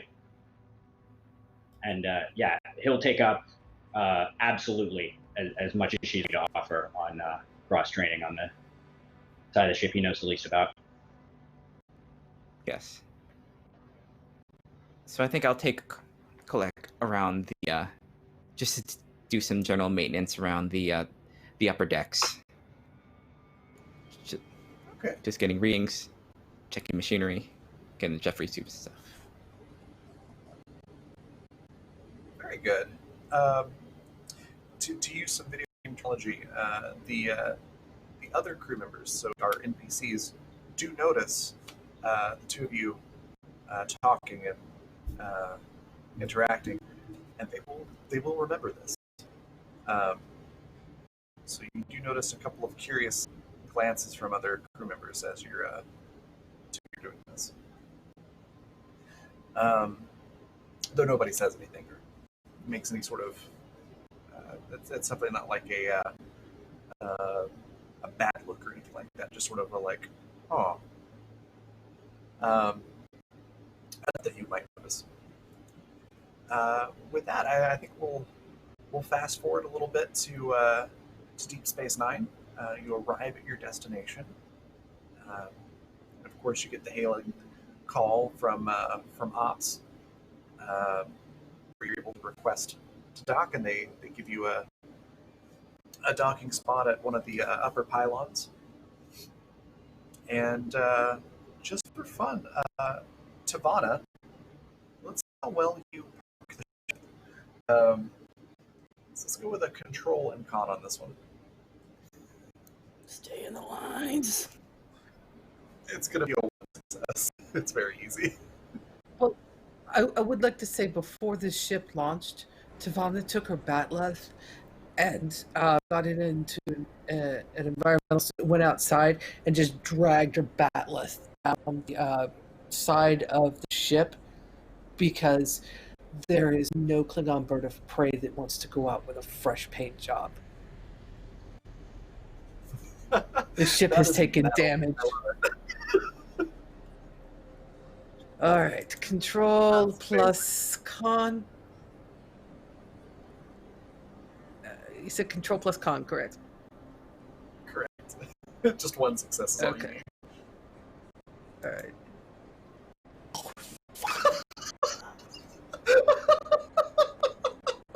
And it has a new scratch on the paint. This is where Barge steps in, and she uses her commanding officer and may spend a point of determination to grant another character that they can communicate 1 point of determination. Wait, that's one thing. But use basically ignore your complication and assist you. I'm just like, Because that was a crit button. fail. I fixed it. I'm gonna say that because that was a fail and a fail. Her mind. Savannah had other things on her mind. Yeah, so I'm gonna say that you come in and look at the wrong angle. And so if anybody's seen Galaxy Quest, that scene where they're exiting the space station, it's just like this song. I'm thinking exactly that. Forgot to put the ship into the spot of 395. Oh my god, that was perfect. Yeah, Galaxy Quest is the best Star Trek movie, just canon. Yeah, I love that movie. Always scratch the ship when yeah. parking. Pretty much. So like you come across like the ring. So instead of like coming straight in, you come from the side and just scrape the side of the ship on the ring before Baj comes back and fixes it. The damage is purely cosmetic, but it's embarrassing, and there's now a new scratch that you can, I'm sure, come up with a great story about how you got the scratch. That's not. I wasn't paying attention to that. I scraped it. You were attacked our attacked by- ship. How dare it? 3 Cardassian pirates attacked us. That is exactly where that came from. They got lucky All of once. the greatest. Just once.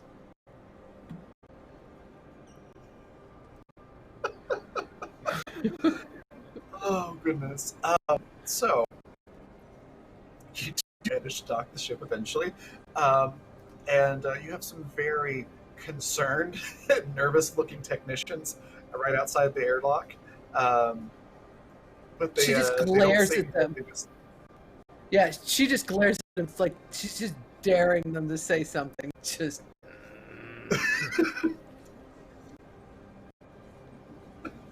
Yeah, nobody really says anything. They're a little too intimidated, but their face is just screaming. Our it's basically the expressions on these faces. But they let you pass, and you notice the medical supplies there that Kolek had ordered, and unless there's any objections, they wheel them onto the ship and put them in the infirmary. I'm sure you get more fuel and go through all the normal space docking resupply stuff. Goes off without a hitch, and you're able to go look for the informant. You do have a message that you can choose the meeting place. So essentially, you can just respond to the message and say, "We want to meet you here," and that's where they'll meet you. So, for any unfamiliar with Deep Space Nine, it is a circular Cardassian constructed space station, and there's a number of places that you could potentially meet. There's the promenade, which is sort of like a mall, really. There's a lot of different businesses, little booths, and things like that you can walk through. There's a lower level and an upper level. There's also Quark's, which is still there, still operating, which is the bar and gambling establishment. or you could go for a more discreet location, such as a cargo hold, or any other place that you think of that you might want to meet. Those are just some options. So where would you like to go? Ask the crew. I will. By the way, can any of us be familiar with DS9 ahead of time? Like, have any of us been here, or is that just kind of whatever? Oh, entirely up to you. If you want to be familiar with DS9, I fought the Dominion War. I imagine I was here at some point. So. Yeah. Same. I think same Zadora with might be Ivana. familiar. It's a pretty popular heavy traffic location. There's a good chance that you could have been here. Okay. I will just look at everyone and say, does anybody have any suggestions that they'd like to make for the meeting place? Otherwise, we can just have it in order to prevent any lurking ears. Yes. Yes, as fun as it would be to have the meeting on the promenade or at the bar. Perhaps on the ship is the best. We will go to the Quarks bar. is Alternative. obvious. Yes. Yes, Valkyrie. Alternatively, if we were to have the meeting in a public, well-trafficked place, could be an interesting opportunity to find out who, if anyone, is interested in dropping on such information. That It's a is possibility. beautiful. I like this. And I like bars, so let's go to Yes. the bar. Come on, everybody. To Quarks. And Yes. it's up to all you guys if you want to actually go or if any of you stay by. She's not going to order you around about that. Oh, She's going to let Jidor's whoever wants excited to go. She hasn't been to Quarks in forever. Tavana's on her way to Quarks. She's also going to be booking the Very halls good. when they get there. All right. So whenever you send a message of, meet at Quarks, you very quickly get a response back that just says, confirmed, meet in the upper level in the back. So, is anyone not going to Quarks? Okay. So you all arrive, and it's much as you would expect. If anybody's ever seen an episode of Deep Space Nine, you know what Quark's bar looks like. It's not a terribly busy day, but it's also not empty or super quiet. It's prime time. Yeah. Outside of Quark at the moment, there are other Ferengi tending the bar. There's a few people around the Dabo tables. Roughly a third of the tables have people sitting at them.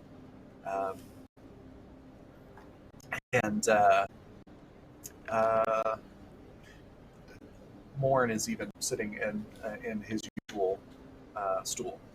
Which I have drawn a blank on what race Morn is. I don't even know. It's Morn. It's Morn. We all know who Morn is. Yeah. Come on. Yeah. It's Morn. They mentioned it in the show, but I can't remember his name. Anyways, yeah. He's Well, sitting I there in the there corner. is Klingon, there is not Klingon, so... That's Yeah. fair. It's true. And yeah, you do spot a table on the upper level, and it's sort of in the shadows. It's not well lit, and you see a figure up there. Because you're currently sort of standing by the bar. So if you look up and to your left, there's a figure there at that table. You can't really make out much in the way of detail, other than that it's just a large figure at the table. And you do notice like a line of glowing green at the head, like where the head is. That's all. Like horizontal or vertical? Horizontal. So. Okay. Before we head up to the table where the contact is... What? Sort of like sorry. right here level. Before we head up to the table where the contact is, Volkers would like to take note of nearby entrances, exits, and possible shadowy corners for people engaging in skullduggery that might be interested in lurking around our area. And they're just going to keep an eye out. Not necessarily doing anything if somebody shows up or is really obvious about eavesdropping, but more just to be like, all right, we'll just wait and see what you're here for, and if you decide you want to try and pull anything. Tavana is going to head over to a section of the bar where they've got line of sight on that table, and the individual sitting. They're going to order blood wine and just kind of stand there nonchalantly like every Klingon ever in Quarks and just kind of look around in disdain. But they're watching. They've got line of sight so that if anything happens, they've got a clear shot. Perfect. Real quick, Valkris, if you could give me a 1 success roll of presence and security to look for those entry and exit points, sort of do a quick visual perimeter. And then Tavana, the best spot for you to see what's going on is actually right next to Morn, if you're at the bar. Yeah, you can either lean against the bar or the stools at the moment. Actually, funny bit of Star Trek trivia. Stools at the moment don't have backs and they swivel because Odo isn't there to tell Quark he can't have those stools. And so Quark has put them back in. Okay. So yeah, they swivel. Oh, so you can lean back against the bar on the seat if you'd like. Rolled another 0. So it's a fail, but not a crit fail. So you look around, and the only thing you really notice is the door that you came through, and that there are plenty of shadowy corners for dealings of questionable legality.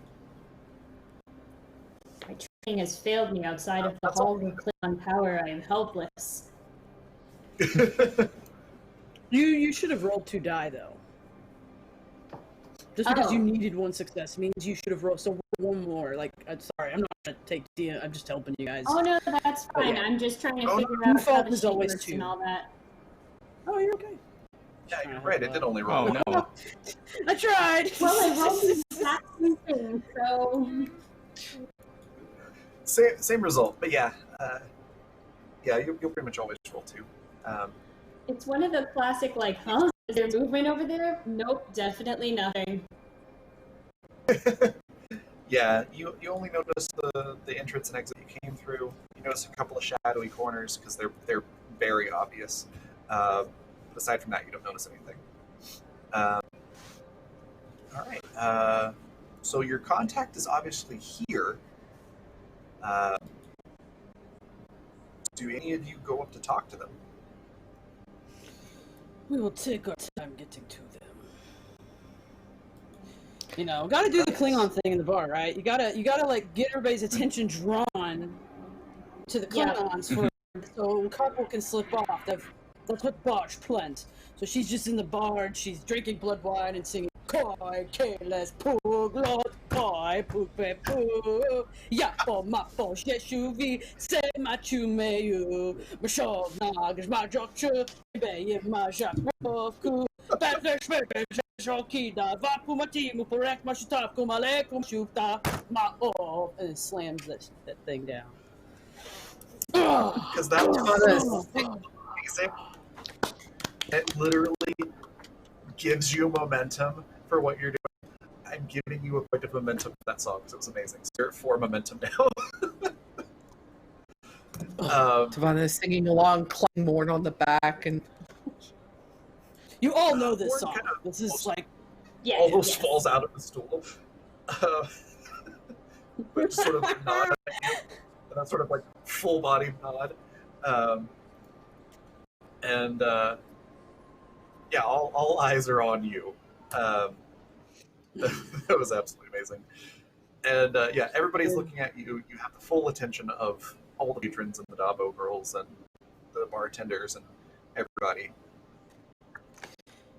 Bodge is going to kind of look at each of you. She's going to say, one of you go to the Dabo table, one of you stay at the bar, one of you go to the bathroom, one of you go with me. Take your pick. And she just starts to walk off, like she's gonna like she's just like, well, she kind of does I gotta take a lick, she starts setting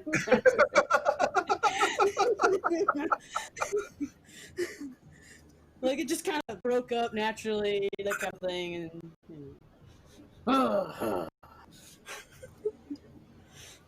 Valkyrus will go to the table where our contact is waiting to suss them out and make sure that they're legit. So to make sure I'm on the same page with you all of where everybody is, Valkyrus is going to the contact room.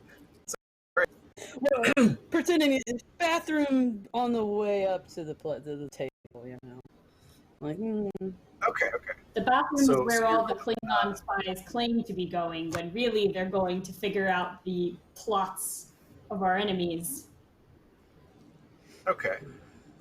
So the easiest way to get to the upstairs is through the spiral staircase, sort of in the middle of the bar. So Valkyrus and you'd both have to take that stairwell up. J'adore, what were you doing? Going to the bar and is going to order anything that's not blood wine, because there's going to be lots of blood wine on this, and it's good. It has some taste in Pretty much anything you could possibly want. One of the bartenders recommends Black Hole, but anything that you want, you can get. Aldebaran whiskey. Okay. They get your drink pretty promptly. And then Tavana, are you staying at the bar next to Morn? Yes, keep maintaining my sight. Perfect. And then last but not least, Kolek, where are you? I'm gonna make a scene, a bit of a scene about being lost and turn around trying to find a bathroom. Okay. It's amazing. Let's do just an easy difficulty. So one success, a presence, and I'm going to say command on this one, just to effectively look lost and really sell it. One success, you got it. Okay. So yeah, you pulled this off perfectly, and one of the Dabo girls is not actively spinning the wheel. Sort of escorts you to the towards the restroom. Now she escorts you outside of the bar to one out there, but you do spot immediately the stairwell that goes up to the upper level of the promenade, and you spot the upstairs entrance to the bar. So you could easily get back upstairs. All right, so Valkyrus, let's start with you. As you head to the table and you get a little bit closer, you're immediately able to spot that this person is wearing a Breen uniform. And you would know that the Breen fought on the side of the Dominion in the war. And lost pretty there at the end. They're probably not the most welcome group of people on the station because of what just happened with the war a few months ago. So it's a little bit odd to see one here. But as you approach, do you sit down at the table, sort of stand up right outside of it, or what's your manner of approach? do a Riker sit down.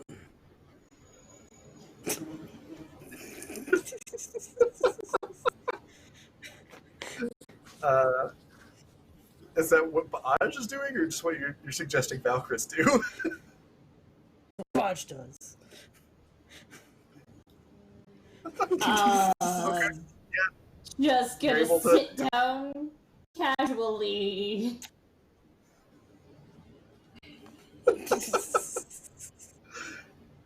Okay, so Baaj, you're able to flip the chair around, do the whole leg over the chair type deal, and sit down, and then Valkyris, just sit down normally. The Breen seems unmoved by the display, though somewhere I'm sure there are young Klingons that swoon at that. And But that's because they've spent too much time with the Federation. it's true. It's true. We do not Just sit in don't chairs stop like that me. where I come from. Ooh. Mm-mm. Y'all are killing me. The Breen seems It is unmoved. true, our captain has been corrupted by them. What can we do?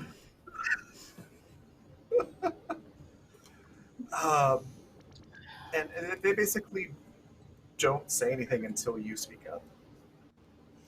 Kapla. You who we seek. They don't say anything, they just nod. It's like a very and they slide a pad across the table without saying anything. I make sure it's between the both of us so we can both look at it at the same time. All the pad is it's like a it's like when you would buy something online, so you can tell it has the information, but there's like a little pop-up on top of it with a price of quite a lot of latinum. You do have essentially like an operating budget, and it's within that budget, so you could spend the latinum. Empire would just cover it, but it's you immediately know, even without like doing a roll or anything like that, that this is more expensive than it probably should be. Okay. That's also our only lead. This is true, but I'd like to attempt to bargain it down a bit. Okay. I don't know, to a more reasonable, what I would determine, like personally, whatever whatever would be a more reasonable price. I would I don't know what that would be out of character, but you can kind of help me. We'll just assume that I know a price, so It's at least down 10%, 20%. Yeah, it's Latinum is such a weird currency to work in, but it's like probably several hundred bars of Latinum, which is a lot. So try to reduce it by at least 10 to 15%, like something more reasonable. Yeah, that's definitely Okay. Within the realm of possibility. So to do that, I would love to hear your argument, and then the roll command, and then let me know what attribute you think would best fit for how you're I think approaching presence, this. because it kind of operates as a charisma, sort of. A charisma stat. And if possible, I would like to use the focus of diplomacy, because basically this is what she's going to suggest. Perhaps if you could bring down the price, the Klingon Empire and the Breen can start to create foster a stronger relationship with one another. I'm not even having you roll. You're going to notice that brain just sort of shrugs and speaks, but when he speaks, it's not the normal garbly, computerized voice that you've heard from other brain. It's speaking in a language that you understand. The voice box, though it definitely sounds computerized, like almost like a text speech type. Yeah. Module. It says, I don't represent the breed. What self-interest do you have? And again, the voice box, it just lets out this. My self-interest is with myself. What I'm asking is if you're an information broker, perhaps we can create a line of communication between yourself and the Empire for information brokering. This is a bit You would, of course, be overpriced. compensated. Yeah, go ahead and make that roll for this one. That's one I think you could probably convince. And I think because she added that, if you want to, I think this would be a good place for you to do an assist roll too. And an assist roll is where you would only roll one die, if you want. Okay. I'm just trying to help. Yeah. Yeah. I wasn't sure how that worked. So I would roll presence. Command. Okay. I'll roll first. So I got 2, and then you There's added a a success. success. So we have 3. Okay, so that's going to give you another point of momentum. So you're going to be at 5, which is fantastic. Not that you're going to need that momentum soon. Or anything. Anyway, yeah, you succeed. Kind of nods, and it's always hard to read someone in a green uniform. But he nods, and you get the sense that he's contemplating. And that voice box clicks back on, and from it you hear, if there is promise of return customer,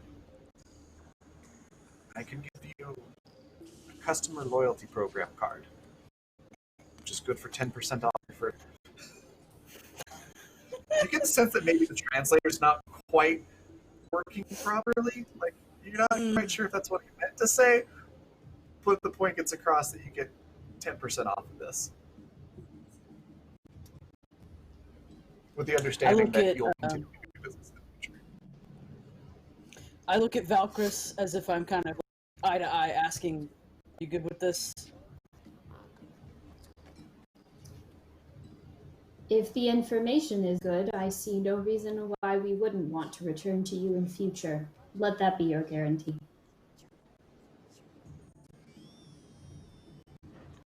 Just Sort go.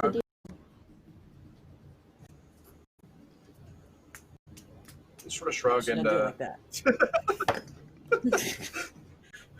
metal bars of platinum go flying everywhere.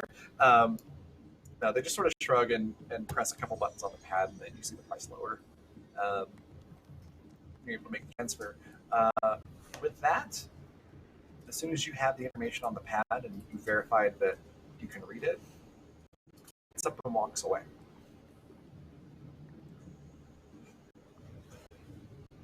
Now, And I guess it's I unlocked will- now, yeah. Okay, yeah. Yeah. I would like to wait until the person walks away a little bit and then follow unobtrusively if I can, or make eyes to just be like, Tawana, check out that guy. But Yeah, I'll wait Tawana, so that try. it isn't super obvious. Yeah. Yeah. I've got a few rolls to make here, actually. We'll start with Tawana. First of all, Tavana, if you could make a presence, or I'm sorry, an insight.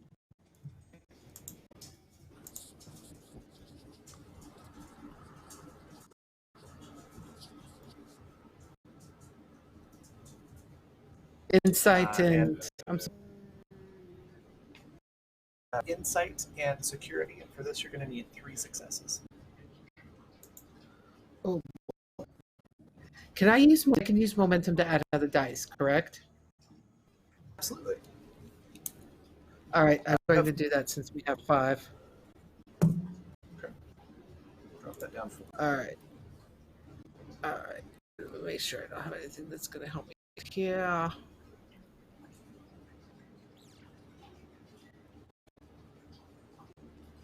Can I use strategy as a focus for this? Would that work? Strategy or tactics, would either one of those work to help me out in this as a focus? not for this particular role, but for the one to follow the Breen, it will. But this is for something Okay. else, All right. which Here we go. which I'll explain Oh. in a second. Ow. It's a complication and 1 success.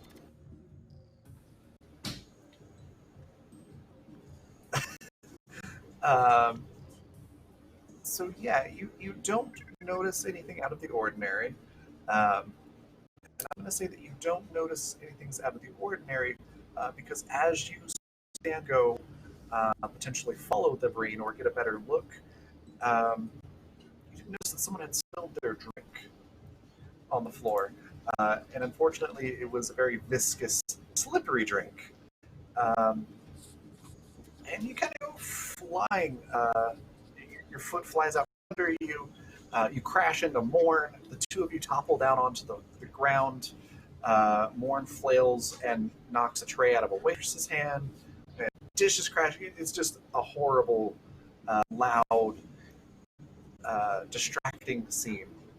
I recover by planting a kiss on Morn as if this was intent. Actually, what I intended to do was to pin him to the floor and kiss him. That's amazing. Well, I was gonna One say of the the second arts that that I was gonna say the second that I see Tavana like start to hit the floor, I'll like spring up and run down to make sure she's okay, and then I see her do this, and I'm just like, good strategy, good cover, all part of the plan. And I just sort of like awkwardly stand there, caught between this genuine desire to help out, and also now they're kind of making out on the ground. So. I imagine Morn is surprised, but not objecting. In this alternate universe, at least, I'm not sure what Morn would actually do. I don't know, This is can what Morn blush? Probably. Somehow, it's probably not red. It's some equivalent to blushing. And with that happening, I will say that our crew doesn't notice, but our audience might notice a certain Ferengi stepping back into the shadows, using the distraction to get away. Mm-hmm. Now, Valkyris and Tavana, you're a bit occupied at the moment and obviously distracted. However, Kolek, you notice the contact bar onto the upper promenade. You're in a perfect position to follow them if you'd like. Yeah, hearing all the clatter, realize we switched roles. I'm no longer the distraction, and it immediately straightens up and needs to follow. This is the contact, the Breen? Yeah. Okay. Okay, let's. Breen's not particularly expecting to be followed. So I'm going to say let's do security and I would say control or presence, whichever you prefer. Okay. And this is going to require just one success. 0 successes. Unfortunately, you got 0. So Maybe I follow some. Are we okay? it's not enough for a complication. It's not a crit fail. But you're kind of following behind, and Breen just sort of does that sort of like turning of the head, like, "Wait, are you following me?" And he actually says that. Again, it's that computerized text-to-speech voice box sound that comes out.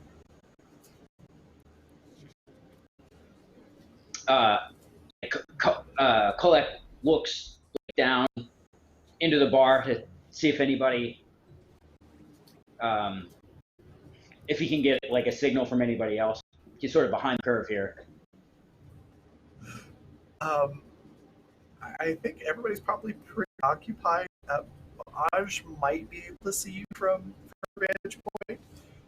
So Baj, if you want to project anything. I mean, she just talked to the guy, so she's not gonna go follow him because that would be weird. She's just gonna kind of watch you and just be like, she's just watching all of you below. And of course, totally unbeknownst to the familiar Ferengi, so she's just gonna like, this is a good crew. I don't know what to do right there except just, I don't know, just kind of tromp down the stairs, real like, just going back to Dave, Klingon afternoon. This is, you know, hopefully Odo's Jador's not like going, just. "What the-" I think Jador's just at the bar, and this is not necessarily going to plan because seeing Captain coming down, Tavana being the distraction, and just like is trailing. Thinks, what's going on here? She's like tucking like the thing in her the pad like in her armor, you know, just coming down. We did the thing. He's fine, but yeah. So I turn back Kolek, to Brain. Say, no, I'm not following you, and you're certainly not following me. And charge off the other direction.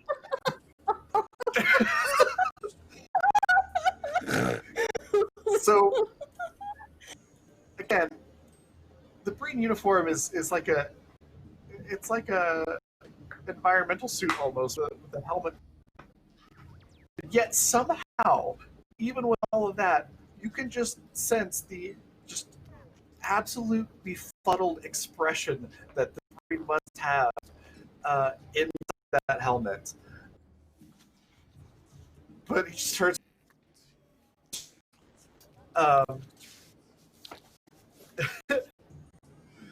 With that, since we are coming up on time, at the bar, now that you've gotten the information,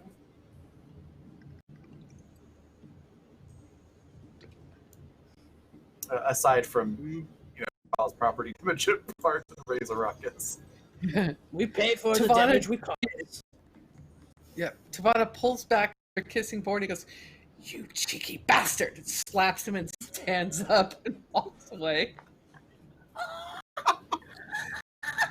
Or he just stays on the ground with a confused expression. Hey, We are officially the most out here? entertaining patrons in this bar now, and that's really saying something. Like, that's really saying something. like more people are coming into the bar. They're like, hey, those Klingons are like kind of all over the place. This looks like a good time. Let's go check it out. I've never seen one. It's always a party when the Klingons are in the station. There's probably Yeah. legit Oh, on the boy. station. They're like, Klingons are on the station. Yeah. Good night. You know, like, you Yeah, there's Except definitely Odo. certain clientele. Yeah. Odo's still with the founders at this point. That's So you right. don't have to worry about Odo coming down hard on y'all. But at this point, there's definitely a certain type of clientele that's leaving, and a certain type of clientele that's arriving. For sure. But yeah, of what you just purchased. And before you head back to the ship, I just want to give you a chance. Is there anything you want to do?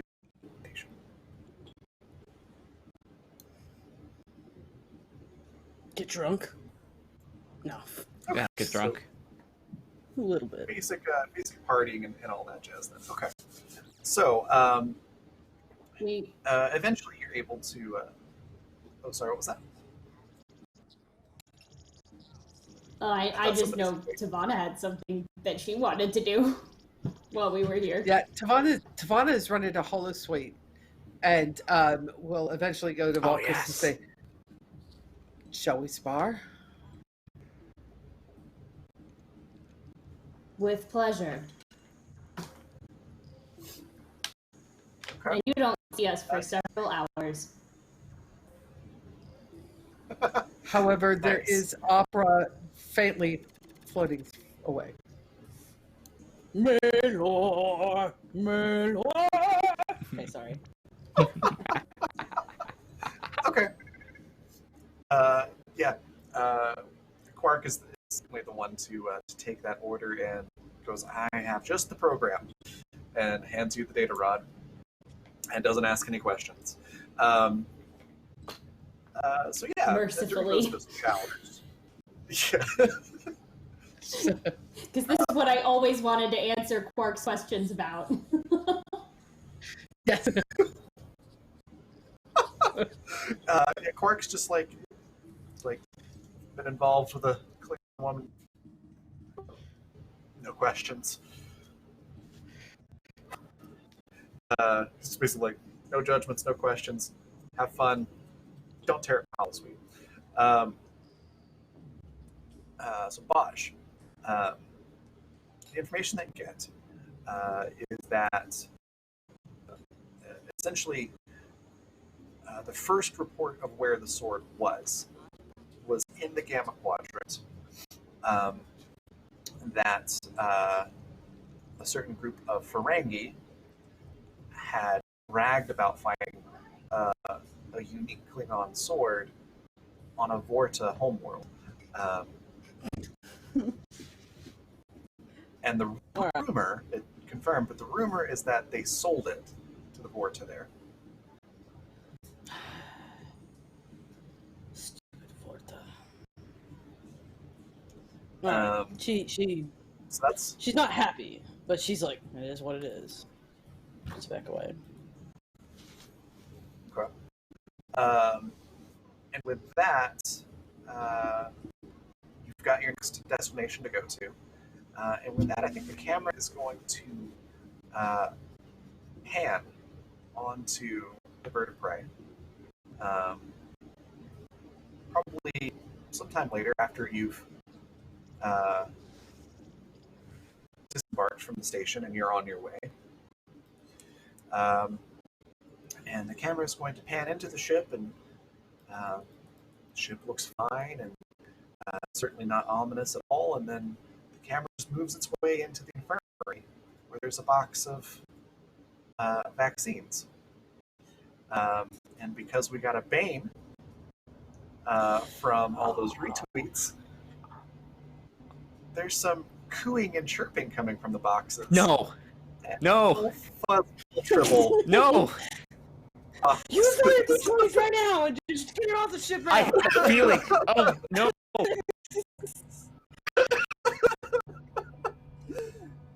Just beat her up. There's Tribbles on there. And I think that's where we're No going to end the thanks. session. How dare It's in you? the space rock. We release the seal, and they go out into space.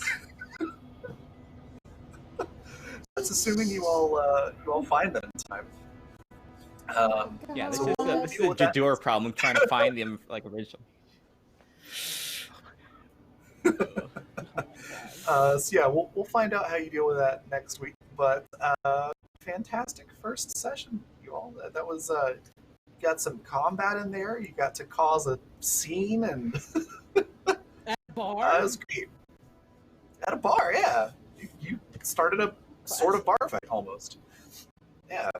I mean, we're That was Klingons. fantastic. It's Yeah. Yeah. Before we head off, wanted to give everybody a chance to talk about their favorite part and everything, and then I also wanted to once again mention our awesome sponsors. So, sponsor for this show, we've got World Anvil, which is a fantastic tool for forging new worlds with tabletop things.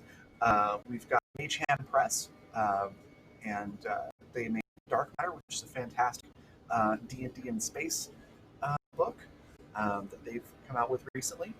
We've got Cult Divinity Lost from Helmgast. It's another thing to check out.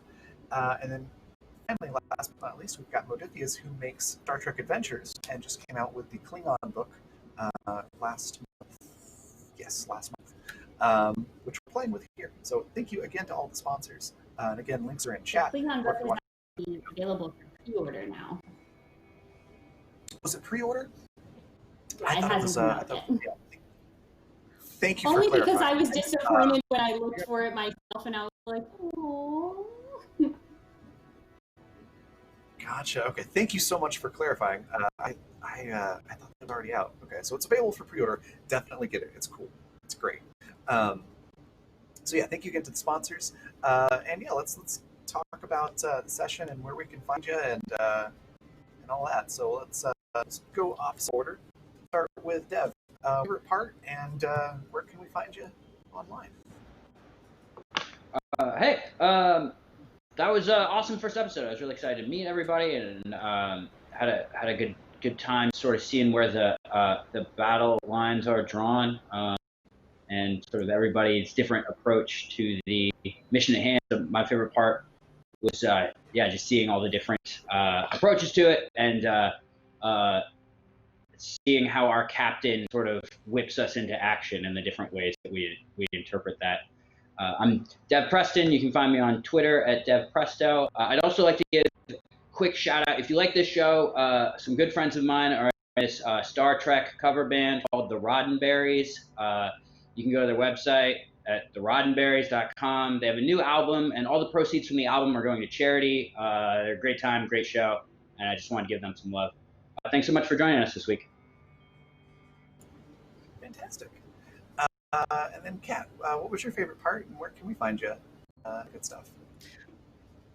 I think my favorite part was the conversation between Kolick and Jadur. I really like those kind of moments between characters in games because they're really fun as we have. Those are the moments that build the world and build characters and create those arcs, and I really like that. That was really great. Yeah, I'm so looking for. Unfortunately, I won't be here next week. I have family business I have to take care of, but I will be back in weeks, and I'm looking forward to seeing what's going to happen when I get back. I'm rather nervous. My name is Kat. I am at Clark of Court on Twitter and in Discords, and please do come join us in our Discord. Over on Encounter Roleplay, we have a lot of fun. We've got a great community. We have EncounterCon coming up. We have all kinds of fun stuff. You can come over and talk about the different shows that are premiering this week. So please do join us. We'd love to have you, love to see you there, and have you hang out with us. Tomorrow, the only thing I've got coming up right now is tomorrow is the finale of the Legends of Runeterra mini campaign that I've been doing over on the Stalwart Initiative. We will be starting at 6 p.m. Eastern. Yes, 6 p.m. Eastern. I get to play a very nice, chaotic neutral pirate lady who is all about having a good time kissing all the girls and firing her big gun named Little Lady. Fabulous. That's amazing. And then next we've got Anna. What was your favorite part? Where can we find you online? And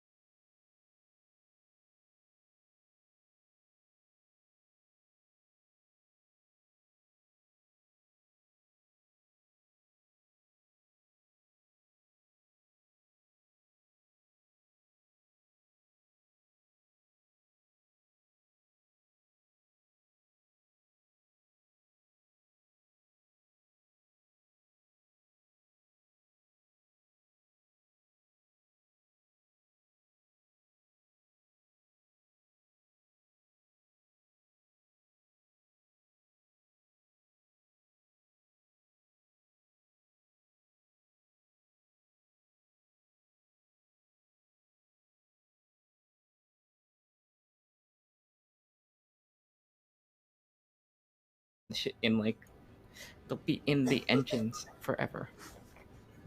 But yes, I'm Shauna Flying Cirrus on Twitter, where I have art and the shows I'm in throughout the week, including next time you'll probably see me, since I've heard that Klingons have been referred to as being like a pirate ship, but on Saturdays on Wandering DM, it's Black Flag Pirate Adventure powered by the Apocalypse, where it's the beginning of our new season, and we have to deal with consequences from releasing a demon.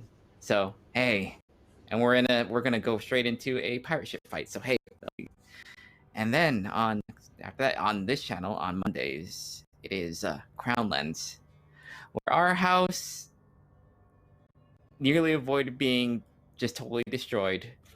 As a house, the Tremaines have dumped all the garbage on poor Aster and have just vacated the premise to leave him to deal with everything. So that's where we're at, and it's a joy. nice. I'm very much looking forward to seeing how you all deal with the Tribbles next week as well. That's awesome. Then last but not least, we've got Buster. What was your favorite part? Where can we find you online and all that? It's hard to pick a favorite part because most of y'all went through all the ones I had stashed away. But honestly, y'all were all fantastic. It really, my favorite part was just honestly like getting to know your characters today, and there's so much good to this session that I can't say one thing except because y'all already said them. So, but yeah, y'all, I'm very happy with this team, and I think I'm just like really into all of you. I think you're fantastic. But my name is, as we say in Klingon, Buster Och Bamwe. I am a streamer here on Twitch. Actually, I primarily play Star Citizen, a game called Star Citizen. Actually, Thursday nights I did a thing called Klingon Citizen, where I play Star Citizen as a Klingon, but since I'm doing this Thursday nights, that's on hold, because doing this makeup more than once a week can be taxing. But I do a lot of things. I do some other TTRPGs. This is the only one I have going on at the moment. This weekend I'm on a show called The Captain's Table on a channel called the Astropub, where we're going to talk about Star Citizen. But other than that, I'm just out there playing space games and being awesome. So there you go. And that's about it for me this week, I think. So come follow me on Twitch, Buster Destroyer on Twitter and like Instagram, but Buster the Destroyer on Twitch. And please go follow my channel. I very much appreciate it. Stop by, say kapla. Fantastic. Thank you all so much. My favorite part, the whole thing was a lot of fun to watch. It was great to see you all RP and interact with each other. All the character development was fabulous. But if I had to pick favorite part, it would be, and that was the crit fails, because just how you handled them was hilarious. The insulting the Cardassians' mothers and just being like, all right, oh well, blow them up. Your mother has a and then, of smooth course, forehead. Yeah. And then, of course, the scraping the ship along Deep Space Nine's outer hull was just fantastic. But I've had a blast. You can find me next. I'll be producing Where Things Go South. It's a monster game on my own channel, which is twitch.tv/Raven, RAVVYN. And then Saturday is our Sci-Fi Saturdays. So we've got the Void Cavalcade at 1 p.m. Mountain Daylight Time, which is Stars Without Number. And then